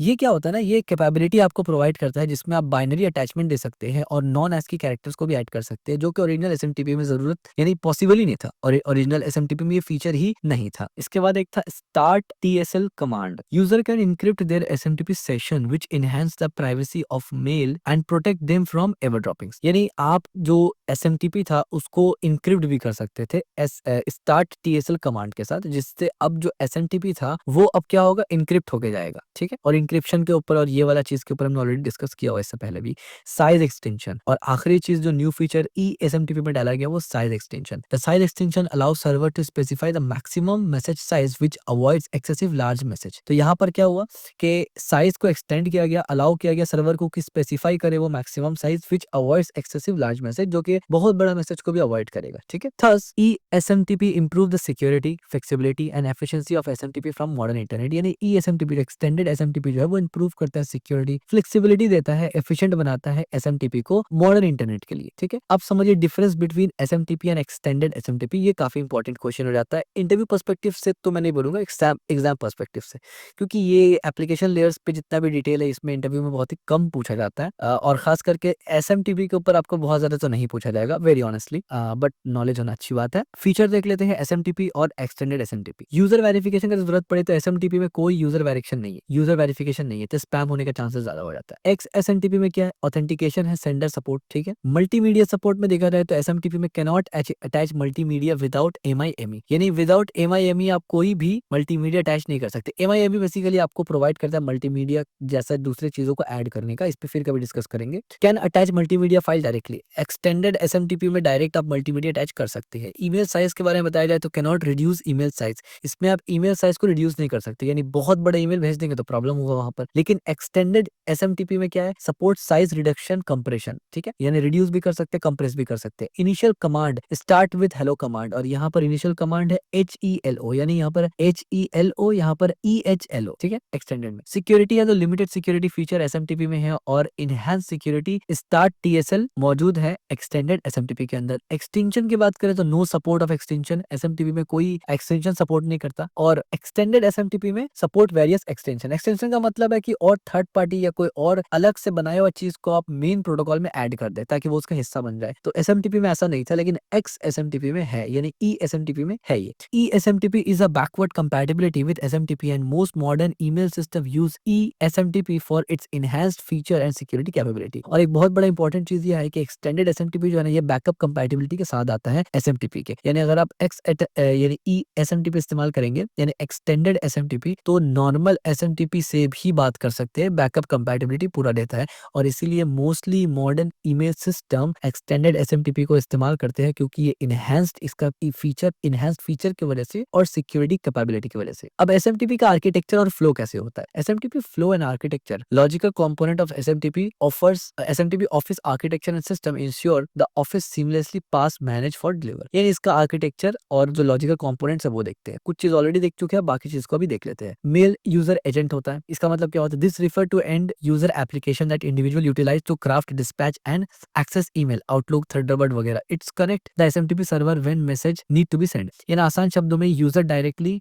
मेल यूजर एजेंट में ही अपना मैसेज वगैरह लिख के सेंड करता है। द मोमेंट आप सेंड करेंगे वो क्या करेगा, मेल सबमिशन एजेंट को कॉल कर देगा। This component accept message from MUA, it's perform primary check to qualify gateway access and ensure the proper configuration of the message. It's typically listen on port number 587 for incoming submission. और जो message आप send करेंगे इसको, ये port number 587 में आमतौर पे listen करता है, वहीं से एक्सेप्ट करेगा। और ये नॉर्मली क्या करेगा, प्राइमरी चेक लगाएगा, कुछ क्वालिफाई करेगा गेटवे एक्सेस वगैरह को, और इंश्योर कॉन्फ़िगरेशन वगैरह, मैसेज फॉर्मेट वगैरह को देख लेगा। उसके बाद ये क्या करेगा, आगे भेजेगा मेल ट्रांसफर एजेंट को। This component is tasked with responsibility of relaying message between email servers. अब ईमेल सर्वर के दरमियान जो मैसेज होगा ना ट्रांसफरिंग का, ये वो काम करेगा। बाय यूटिलाइजिंग DNS का इस्तेमाल करके, डोमेन नेम सिस्टम और MS रिकॉर्ड के मदद से वो पता लगाएगा कि रिसीवर का ईमेल सर्वर कौन सा है, और फिर वो आइडेंटिफाई करके भेज देगा। उसके बाद मेल डिलीवरी एजेंट क्या करेगा, the DMA receives message from MTA and deliver them to receiver mailbox storage. यानी जैसे ही इसको मिल जाएगा तो मेल डिलीवरी एजेंट क्या करेगा, वो मैसेज को उठाएगा, यानी ईमेल को उठाएगा MTA से और डिलीवर कर देगा रिसीवर के मेल बॉक्स में। लेटर MU रिट्रीव इट विया POP और IMAP प्रोटोकॉल। यानी लेटर क्या होगा, लेटर मैंने बाद में मेल यूजर एजेंट जो यूजर का है, यानी रिसीवर का है, जो रिसीवर का मेल यूजर एजेंट रिट्रीव कर लेगा इस मैसेज को जो मेल बॉक्स में पड़ा होगा, POP के जरिए या फिर IMAP के जरिए, और यूजर को दिखा देगा, यानी एंड यूजर को दिखा देगा। मेल गेटवे प्रोटोकॉल क्या होता है, this component connects dispatched email system or network. For example, it may transform SMTP message for network that do not utilize the TCP protocol.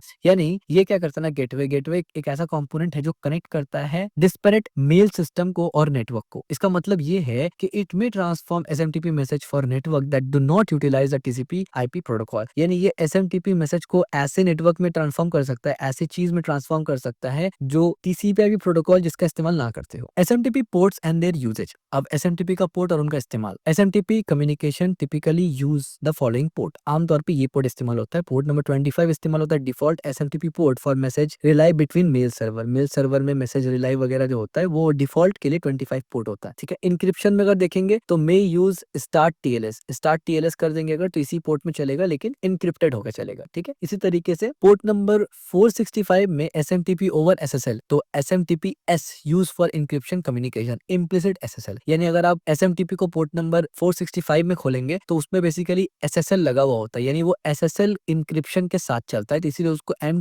SMTP S बोल दिया जाता है, यानी simple mail transfer protocol secure. ठीक है। SSL से ये encryption communication है और ये इम्प्लिसिट कम्युनिकेशन है, ये इम्प्लिसिट इंक्रिप्शन है। यहाँ पर आपको स्टार्ट TSL करना पड़ता है, यहाँ पर आपको कुछ नहीं करना पड़ेगा। जैसे आप ये पोर्ट इस्तेमाल करेंगे और SMTPS इस्तेमाल करेंगे, खुद ब खुद ये इंक्रिप्शन कर देगा। इसके बाद एक होता है 587। ये पोर्ट में क्या होता है, submission port used by mail client to send message securely. अब ये सबमिशन पोर्ट होता है जहां जो इस्तेमाल किया जाता है मेल क्लाइंट के जरिए ताकि वो मैसेज सेंड कर सके, और ये सपोर्ट करता है स्टार्ट TSL को भी। यानी यहाँ पर भी आप सिक्योरिटी को इनहेंस कर सकते हैं स्टार्ट TSL लिख के। ठीक है। For server to server communication port 25 is standard. जब सर्वर टू सर्वर कम्युनिकेट करेंगे तो पोर्ट नंबर 25 स्टैंडर्ड है। TSL आप वहाँ यानी TSL स्टार्ट कर सकते हैं वहां पर इंक्रिप्शन के लिए। While the email submission port इतना is preferred due to spam prevention and security feature. लेकिन 587 वाला पोर्ट जो है वो प्रीफर किया जाता है ताकि ईमेल सबमिशन के लिए, ताकि उसको यानी स्पैम प्रिवेंशन वगैरह से और सिक्योरिटी फीचर से बचाने के लिए, यानी सिक्योरिटी फीचर देने के लिए और स्पैम प्रिवेंशन से बचने के लिए। Port number 465 was originally assigned for SMTP, यानी पोर्ट नंबर 465 जो है वो ओरिजिनली असाइन हुआ है SMTP S के लिए, यानी SMTP चलेगा ओवर SSL में, but it use has been deprecated in favor of using start TSL on port number 587. However, some system still support port number 465 for backward compatibility. क्या मतलब, इसका मतलब ये है कि ये जो 465 वाला पोर्ट है ना, जो कि SMTP S है यानी simple mail transfer protocol secure है, जो इम्प्लिसिट SSL था ये डेप्रिकेट हो चुका है, यानी ये अब खत्म हो चुका है, इसको भी इस्तेमाल नहीं किया जाता। और इसके जगह किसको इस्तेमाल किया जाता है, 587 वाला पोर्ट, यानी इसको, जिसमें आप स्टार्ट TSL सपोर्ट भी लगा सकते हैं। लेकिन कुछ जो है सिस्टम है वो इसको सपोर्ट करते हैं, जो बैकअप कंपैटिबिलिटी में ज्यादा फोकस करते हैं, यानी इस वाले को। ठीक है। अब एडवांटेज क्या है SMTP का, और इसके बाद हमारा डिसएडवांटेज देखेंगे और फिर अदर प्रोटोकॉल से इसको मिलाएंगे। तो एडवांटेज देख लेते हैं पहले। सबसे पहले तो सिंप्लिसिटी है। The implementation and understanding of simple mail transfer protocol is easy. Simple mail transfer protocol सच में आसान है इन कंपेयर टू अदर, जैसे कि टेलनेट वगैरह में भी थोड़ा डिफिकल्टी था, बट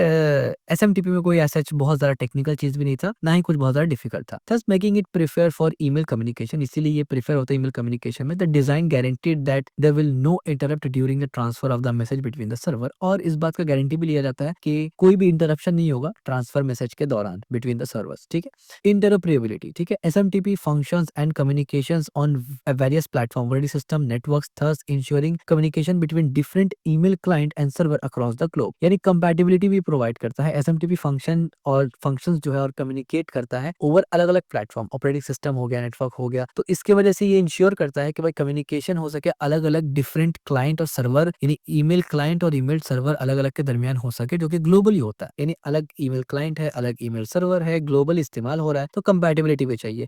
तीसरा है scalability. The protocol works with a variety of customers के साथ ये प्रोटोकॉल काम करता है, which can range from personal account to large organization. It can manage extensive email communication, बहुत एक्सटेंसिव ईमेल कम्युनिकेशन को मैनेज करता है, which is valuable resource for large organization. तो लार्ज ऑर्गेनाइजेशन के लिए ये बहुत ज्यादा इंपॉर्टेंट हो जाता है। इसके बाद एरर रिपोर्ट भी एक बहुत अच्छा एडवांटेज होता है SMTP के अंदर। SMTP grant users and administrator that SMTP grant users and administrators the ability to understand and rectify problem on message delivery by providing step by step guides on error। जैसे हमने इससे पहले भी बताया था ना कि SMTP प्रॉपर तरीके से बताता है कि मैसेज डिलीवर हो रहा है नहीं हो रहा है, और रिस्पॉन्स एक्नॉलेजमेंट वगैरह। तो इससे क्या होता है, एडमिनिस्ट्रेटर को ये एबिलिटी मिलता है कि वो प्रॉब्लम को डायग्नोसिस और रेक्टिफाई कर सके। इसके बाद एक्सटेंसिबिलिटी, जैसे हमने पहले ही बताया कि इनहैंस SMTP में यानी ESMTP extended SMTP has been developed in the way to allow more modern extension. और इसको डेवलप इसलिए किया गया था कि मॉडर्न नीड्स को पूरा करने के लिए, that enhance the diversify many functions, बहुत सारे फंक्शंस को ये उसमें ऐड कर सके। सच फंक्शंस इंक्लूड ऑथेंटिकेशन, जैसे उसमें से ऑथेंटिकेशन है, एन्क्रिप्शन है और मैसेज क्यूइंग है। इसके बाद आता है सिक्योरिटी, ये भी एक एडवांटेज है SMTP का। The addition of TSL, transport layer security, TSL का फुल फॉर्म है, इसको ऐड किया गया है SMTP में यानी एक्सटेंडेड वाला वर्जन में। And authentication mechanism that allow SMTP to monitor secure data. इससे क्या होता है, SMTP का रिलायबिलिटी में भी बहुत अच्छा असर पड़ता है। इसके बाद हम लोग देख लेते हैं कुछ लिमिटेशंस वगैरह। Plain text transmission email with no encryption can lead to loss of sensitive data as email can be intercept while ESMTP support encryption, basic SMTP does not.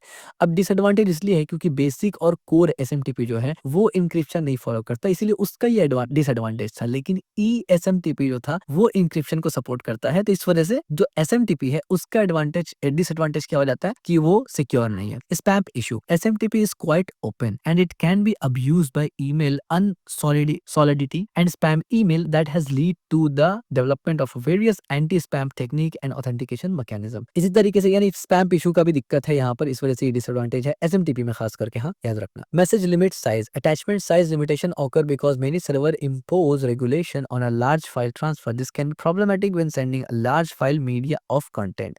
यानी लार्ज मैसेज भी आप SMTP में send नहीं कर सकते थे starting में, जो बाय डिफॉल्ट है। इस तरीके से store and forward delay, message can also be delayed if in the immediate mail server are down, यानी मैसेज डिले हो सकता है अगर इमीडिएट मेल सर्वर डाउन है, और if they are overloaded message, और अगर उसमें ओवरलोडेड मैसेज है, this can result a significant delay in email delivery. तो ये भी एक डिसएडवांटेज हो जाता है। No inbuilt delivery confirmation, SMTP के अंदर कोई भी बिल्ट इन डिलीवरी कंफर्मेशन नहीं है। The basic SMTP configuration do not include delivery recipient. Enhance feature like delivery status notification must be implement for confirmation, यानी जो बेसिक वाला SMTP था उसमें कोई भी ऐसा ऑप्शन नहीं था जिससे आप पता कर सके भाई डिलीवरी कंफर्म हुआ है कि नहीं, जबकि एक्सटेंडेड SMTP में DSN वाला एक फीचर था जो हमने ऊपर पढ़ा, उससे आप ये कंफर्म कर सकते हैं। Despite this limitations SMTP remain the foundation of email communication. हालांकि ये लिमिटेशंस है और हमारे पास एक्सटेंडेड वाला भी है, इसके बावजूद यानी ये लिमिटेशंस के बावजूद SMTP आज भी फाउंडेशन है ईमेल कम्युनिकेशन में, with continuous improvement addressing many of this issue. जैसे ESMTP आया वैसे ही इस पे और भी यानी एडवांसमेंट हो रहा है, और भी ज्यादा इसमें मिटिगेट्स किया जा रहा है प्रॉब्लम्स को, और सोल्यूशंस के साथ आया जा रहा है। और आज भी SMTP रिमेन करता है यानी बना हुआ है एक फाउंडेशन ईमेल कम्युनिकेशन में। अब SMTP versus other mail protocols देख लेते हैं। SMTP एक मेल प्रोटोकॉल है, POP एक मेल प्रोटोकॉल है, और IMAP भी एक मेल प्रोटोकॉल है। इनमें डिफरेंस क्या है वो समझ लेते हैं। ये काफी इंपॉर्टेंट पॉइंट है, ये basically exam point of view से भी इंपॉर्टेंट पॉइंट हो जाता है, और आप बोल सकते हैं कि इंटरव्यू पर्सपेक्टिव से भी इंपॉर्टेंट हो जाता है, ठीक है, क्योंकि यहाँ पर डिफरेंस पूछा जा रहा है ना। फीचर क्या है यहाँ पर और नाम, ठीक है। फुल फॉर्म क्या है, SMTP का फुल फॉर्म है सिंपल मेल ट्रांसफर प्रोटोकॉल, जबकि POP का फुल फॉर्म है पोस्ट ऑफिस प्रोटोकॉल, और IMAP का फुल फॉर्म क्या है, इंटरनेट मैसेज एक्सेस प्रोटोकॉल। ठीक हो गया। पर्पस क्या है, SMTP का पर्पस है सेंड मेल सेंड करना, POP का पर्पस क्या है, मेल को रिट्रीव करना, और IMAP का भी मकसद क्या है, मेल को रिट्रीव करना। ठीक है, ये सिर्फ मेल रिसीव और रिट्रीव करने के लिए काम में आता है। डायरेक्शन अगर देखा जाए तो पुश प्रोटोकॉल है, और ये पुल प्रोटोकॉल है। एज यू कैन सी, पुल का मतलब होता है खींचना, रिट्रीव करना, पुश का मतलब होता है पुश करना यानी सेंड करना। ठीक है, works between sender server and receiver server, यानी SMTP सेंडर सर्वर और रिसीवर सर्वर में काम करता है, दोनों में, जबकि POP receiver and mail server में काम करता है, और IMAP भी रिसीवर और मेल सर्वर में काम करता है। मेल स्टोरेज अगर देखा जाए तो SMTP does not store mail, SMTP के पास कोई मेल को स्टोर करने का जगह नहीं है, लेकिन POP डाउनलोड कर लेता है ऑल मेल, और जो IMAP है ये स्टोर कर लेता है मेल को सर्वर में। ठीक है, अगर पोर्ट की बात की जाए तो SMTP एक्टिवेट होता है 25 पोर्ट पे, पोर्ट नंबर 25 पे, POP एक्टिवेट होता है 110 नंबर पोर्ट पे, और IMAP एक्टिवेट होता है 143 नंबर पोर्ट पे। कनेक्शन की बात करें तो तीनों ही कनेक्शन ओरिएंटेड है, इसका मतलब TCP प्रोटोकॉल पे चलता है, ठीक है। प्रिसिस्टेंस का अगर बात करें तो प्रिसिस्टेंट है ये TCP कनेक्शन में, और ये दोनों भी प्रिसिस्टेंट है। स्टेटस का बात करें तो ये स्टेटलेस है, यानी स्टेटलेस का मतलब इसका स्टेट नहीं है कुछ भी, और ये स्टेटफुल है और ये भी स्टेटफुल है। यूज्ड फॉर सेंडिंग, आमतौर पे SMTP का इस्तेमाल सेंड करने के लिए किया जाता है, और POP का इस्तेमाल और IMAP का इस्तेमाल रिसीव करने के लिए किया जाता है। तो बेसिकली आप देख रहे हैं ना, ये वर्सेस में एक तरफ से नहीं है, अलग अलग काम है। POP अलग काम के लिए इस्तेमाल होता है और IMAP काफी सिमिलर है आपस में, और SMTP काफी अलग है, यानी इन दोनों से SMTP थोड़ा अलग है। While SMTP is responsible for sending email, POP3 and IMAP are retrieval protocol। तो जिस तरीके से आप देख रहे हैं SMTP एक सेंडिंग प्रोटोकॉल है, मैसेज सेंडिंग प्रोटोकॉल है, जबकि POP या उसी का एक वर्जन है POP3, वो बेसिकली, और IMAP ये रिट्रीवल प्रोटोकॉल है, ठीक है। The combination of this protocol forms the foundation of internet emailing. और जब ये दोनों या तीनों प्रोटोकॉल्स मिल जाते हैं, या ये सब प्रोटोकॉल्स जो भी इसके अलावा काम करते हैं ऐसे ही सिमिलर, जब ये सब मिल जाते हैं तो ये बेसिकली फॉर्म करते हैं फाउंडेशन को, इंटरनेट में ईमेल सिस्टम कैसे काम करते हैं, विच इज रियली इंपॉर्टेंट, ठीक है। द फ्यूचर ऑफ SMTP, अब SMTP का फ्यूचर क्या है उस पर भी बात कर ले जरा। Dispute being decades old, the simple mail transfer protocol keep advancement, new updates cater to security authentication and merging the cloud. यानी जैसे पहले पुराना SMTP था 10 साल पहले, 20 साल पहले, अब वैसा नहीं है, अब उसमें भी एडवांसमेंट आ रहा है, न्यू अपडेट्स लाया जा रहा है, सिक्योरिटी ऑथेंटिकेशन, और जो मॉडर्न टेक्नोलॉजी का नीड जैसे जैसे बढ़ रहा है, ये भी SMTP को अपग्रेड करते जा रहे हैं और उसको अपडेट करते जा रहे हैं। इमर्जिंग ट्रेंड्स इंक्लूड, अब SMTP में ऐसा कौन कौन सा इमर्जिंग ट्रेंड्स है जो आ रहा है, यानी SMTP के अंदर। इनक्रिप्टेड बाय डिफॉल्ट कम्युनिकेशन, यानी use TSL for all transmission will soon become a standard, this will help protect email content from interception and tampering. यानी आगे जाके ऐसा होगा ना कि SMTP जो है वो इनक्रिप्टेड बाय डिफॉल्ट इस्तेमाल होगा, यानी आज तो अब इनक्रिप्शन स्टार्ट करते हैं ना, स्टार्ट TSL बोल के, बट आने वाले टाइम पे ऐसा होगा कि स्टैंडर्ड ही बन जाएगा कि भाई इनक्रिप्टेड इस्तेमाल होगा, ठीक है। यानी बैकअप कंपैटिबिलिटी के लिए भी कुछ चाहिए नहीं होगा, स्टैंडर्ड ये बन जाएगा, तो जो बैकअप में भी है वो उसको सब्स्टिट्यूट कर लेंगे, बट स्टिल उस वक्त भी आपको बैकअप कंपैटिबिलिटी थोड़ा बहुत दिखने को मिल जाएगा।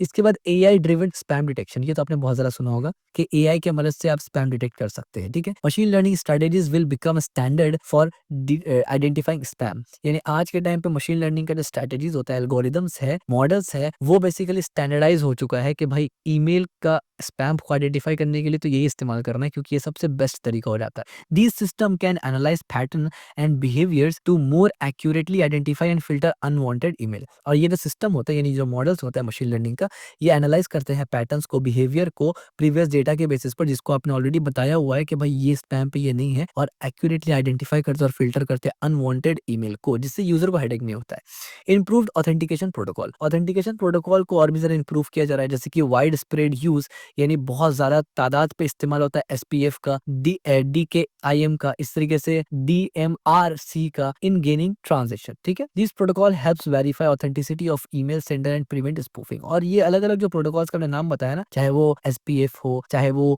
DKIM हो, चाहे वो DMARC हो, ये सब अलग अलग फंक्शनैलिटी, सिक्योरिटी और चीज प्रोवाइड करते हैं, जो और ज्यादा ऑथेंटिकेट करता है SMTP को। Integration with API, an increase number of service offers API that are SMTP compatible for streamlined integration with apps and cloud service। अब क्या है कि SMTP सर्वर्स जो है, ये SMTP जो प्रोटोकॉल्स है, वहां पर API इंटीग्रेशन भी होने लग गया है, खास करके उसका अलग जगह इस्तेमाल करने के लिए, यानी एप्लीकेशन प्रोग्रामिंग इंटरफेस विद। इस पे फिर कभी डिस्कस करेंगे API के ऊपर, ये बेसिकली बैकएंड इंजीनियर्स के लिए जरूरी होता है, या कोई भी ऐसे लोग जो API की मदद से डेटा वगैरह मंगा सकते हैं, ठीक है। With the evolving technology and threat, आपको पता है कि जैसे टेक्नोलॉजी इवॉल्व हो रहा है, 2026 आ चुका है, थ्रेट, साइबर थ्रेट्स भी बढ़ रहे हैं, SMTP will remain a foundation in electrical and electronic mail. और SMTP आज भी फाउंडेशन है इलेक्ट्रॉनिक मेल में, adapting to new challenges and requirement. वो खुद को लेकिन न्यू चैलेंजेस, और यानी न्यू चैलेंजेस फेस भी कर रहा है, और रिक्वायरमेंट को बेसिकली वो एक्सेप्ट भी कर रहा है, जो मॉडर्न रिक्वायरमेंट होता है बेसिकली। अदरवाइज जाहिर सी बात है, फिर इसका यूज केस नहीं हो पाएगा ना, अगर ये आप इवॉल्व नहीं करते रहेंगे तो।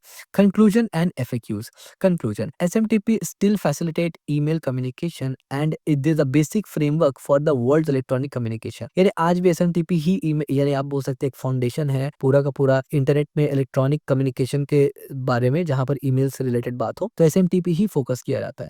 द एक्सटेंडेड एसएमटीपी और eSMTP has increasingly functionality ability compressing authentication encryption and delivery notification. These provide enhanced security and expanded flexibility. याद रखिए जब आज के टाइम में बोला जाता है ना कि एसएमटीपी इस्तेमाल किया जाता है, इसका ये मतलब नहीं स्टैंडर्ड वाला एसएमटीपी, इसका मतलब है एक्स एसएमटीपी या उसके साथ मजीद और भी कोई सारा चीज एक्सटेंशन इस्तेमाल किया जा रहा है, लेकिन एट कोर जो सिस्टम इस्तेमाल हो रहा है, जो प्रोटोकॉल इस्तेमाल हो रहा है, वो एसएमटीपी ही है। तो अब फ्रिक्वेंटली आस्क्ड क्वेश्चन देख लेते हैं, जैसे कि what is SMTP and why it's use. अब आपको एसएमटीपी के बारे में तो पता ही होगा और क्यों इसका इस्तेमाल करते हैं भाई, इतना तो बेसिक आपको पता होगा, यानी इसमें तो सोचने का भी जरूरत नहीं है आपको। How does SMTP work in the email sending process. हाँ, यहाँ पर आपको वो प्रोसेस को एक बार याद करना पड़ेगा जो प्रोसेस हमने यहाँ पर देखा था। ये हम देखा था ना 5 प्रोसेस, यहाँ पर से कहाँ चला गया, ये हमने प्रोसेस देखा था यहाँ पर, ये हमने, ठीक है। तो इसी तरीके से अगर आप देखें तो यहाँ पर कुछ और क्वेश्चंस भी है, बहुत आसान क्वेश्चन है, जैसे कि what is the difference between SMTP और ईएसएमटीपी है, इस तरीके से पोर्ट्स वगैरह और बाकी सारी चीजें, ठीक है। तो ये इजी सा चीज आप देख लेंगे। तो फाइनली हम लोगों ने यहाँ पर 2 बड़े टॉपिक्स को कवर किया, टेलनेट और एसएमटीपी को, इस कंप्लीट क्रैश कोर्स में। तो आई होप आपको वीडियो पसंद आया होगा, और अगर अब तक आप इस वीडियो को देख रहे हैं तो क्या कर रहे हो भाई, अभी तक चैनल को सब्सक्राइब नहीं किया तो सब्सक्राइब कर लीजिए, और अगर कर लिया है तो बेल आइकन भी ऑन कर लेना, वीडियो को लाइक कर देना, प्लेलिस्ट को भी शेयर कर देना, और अगला क्रैश कोर्स के लिए वेट करना।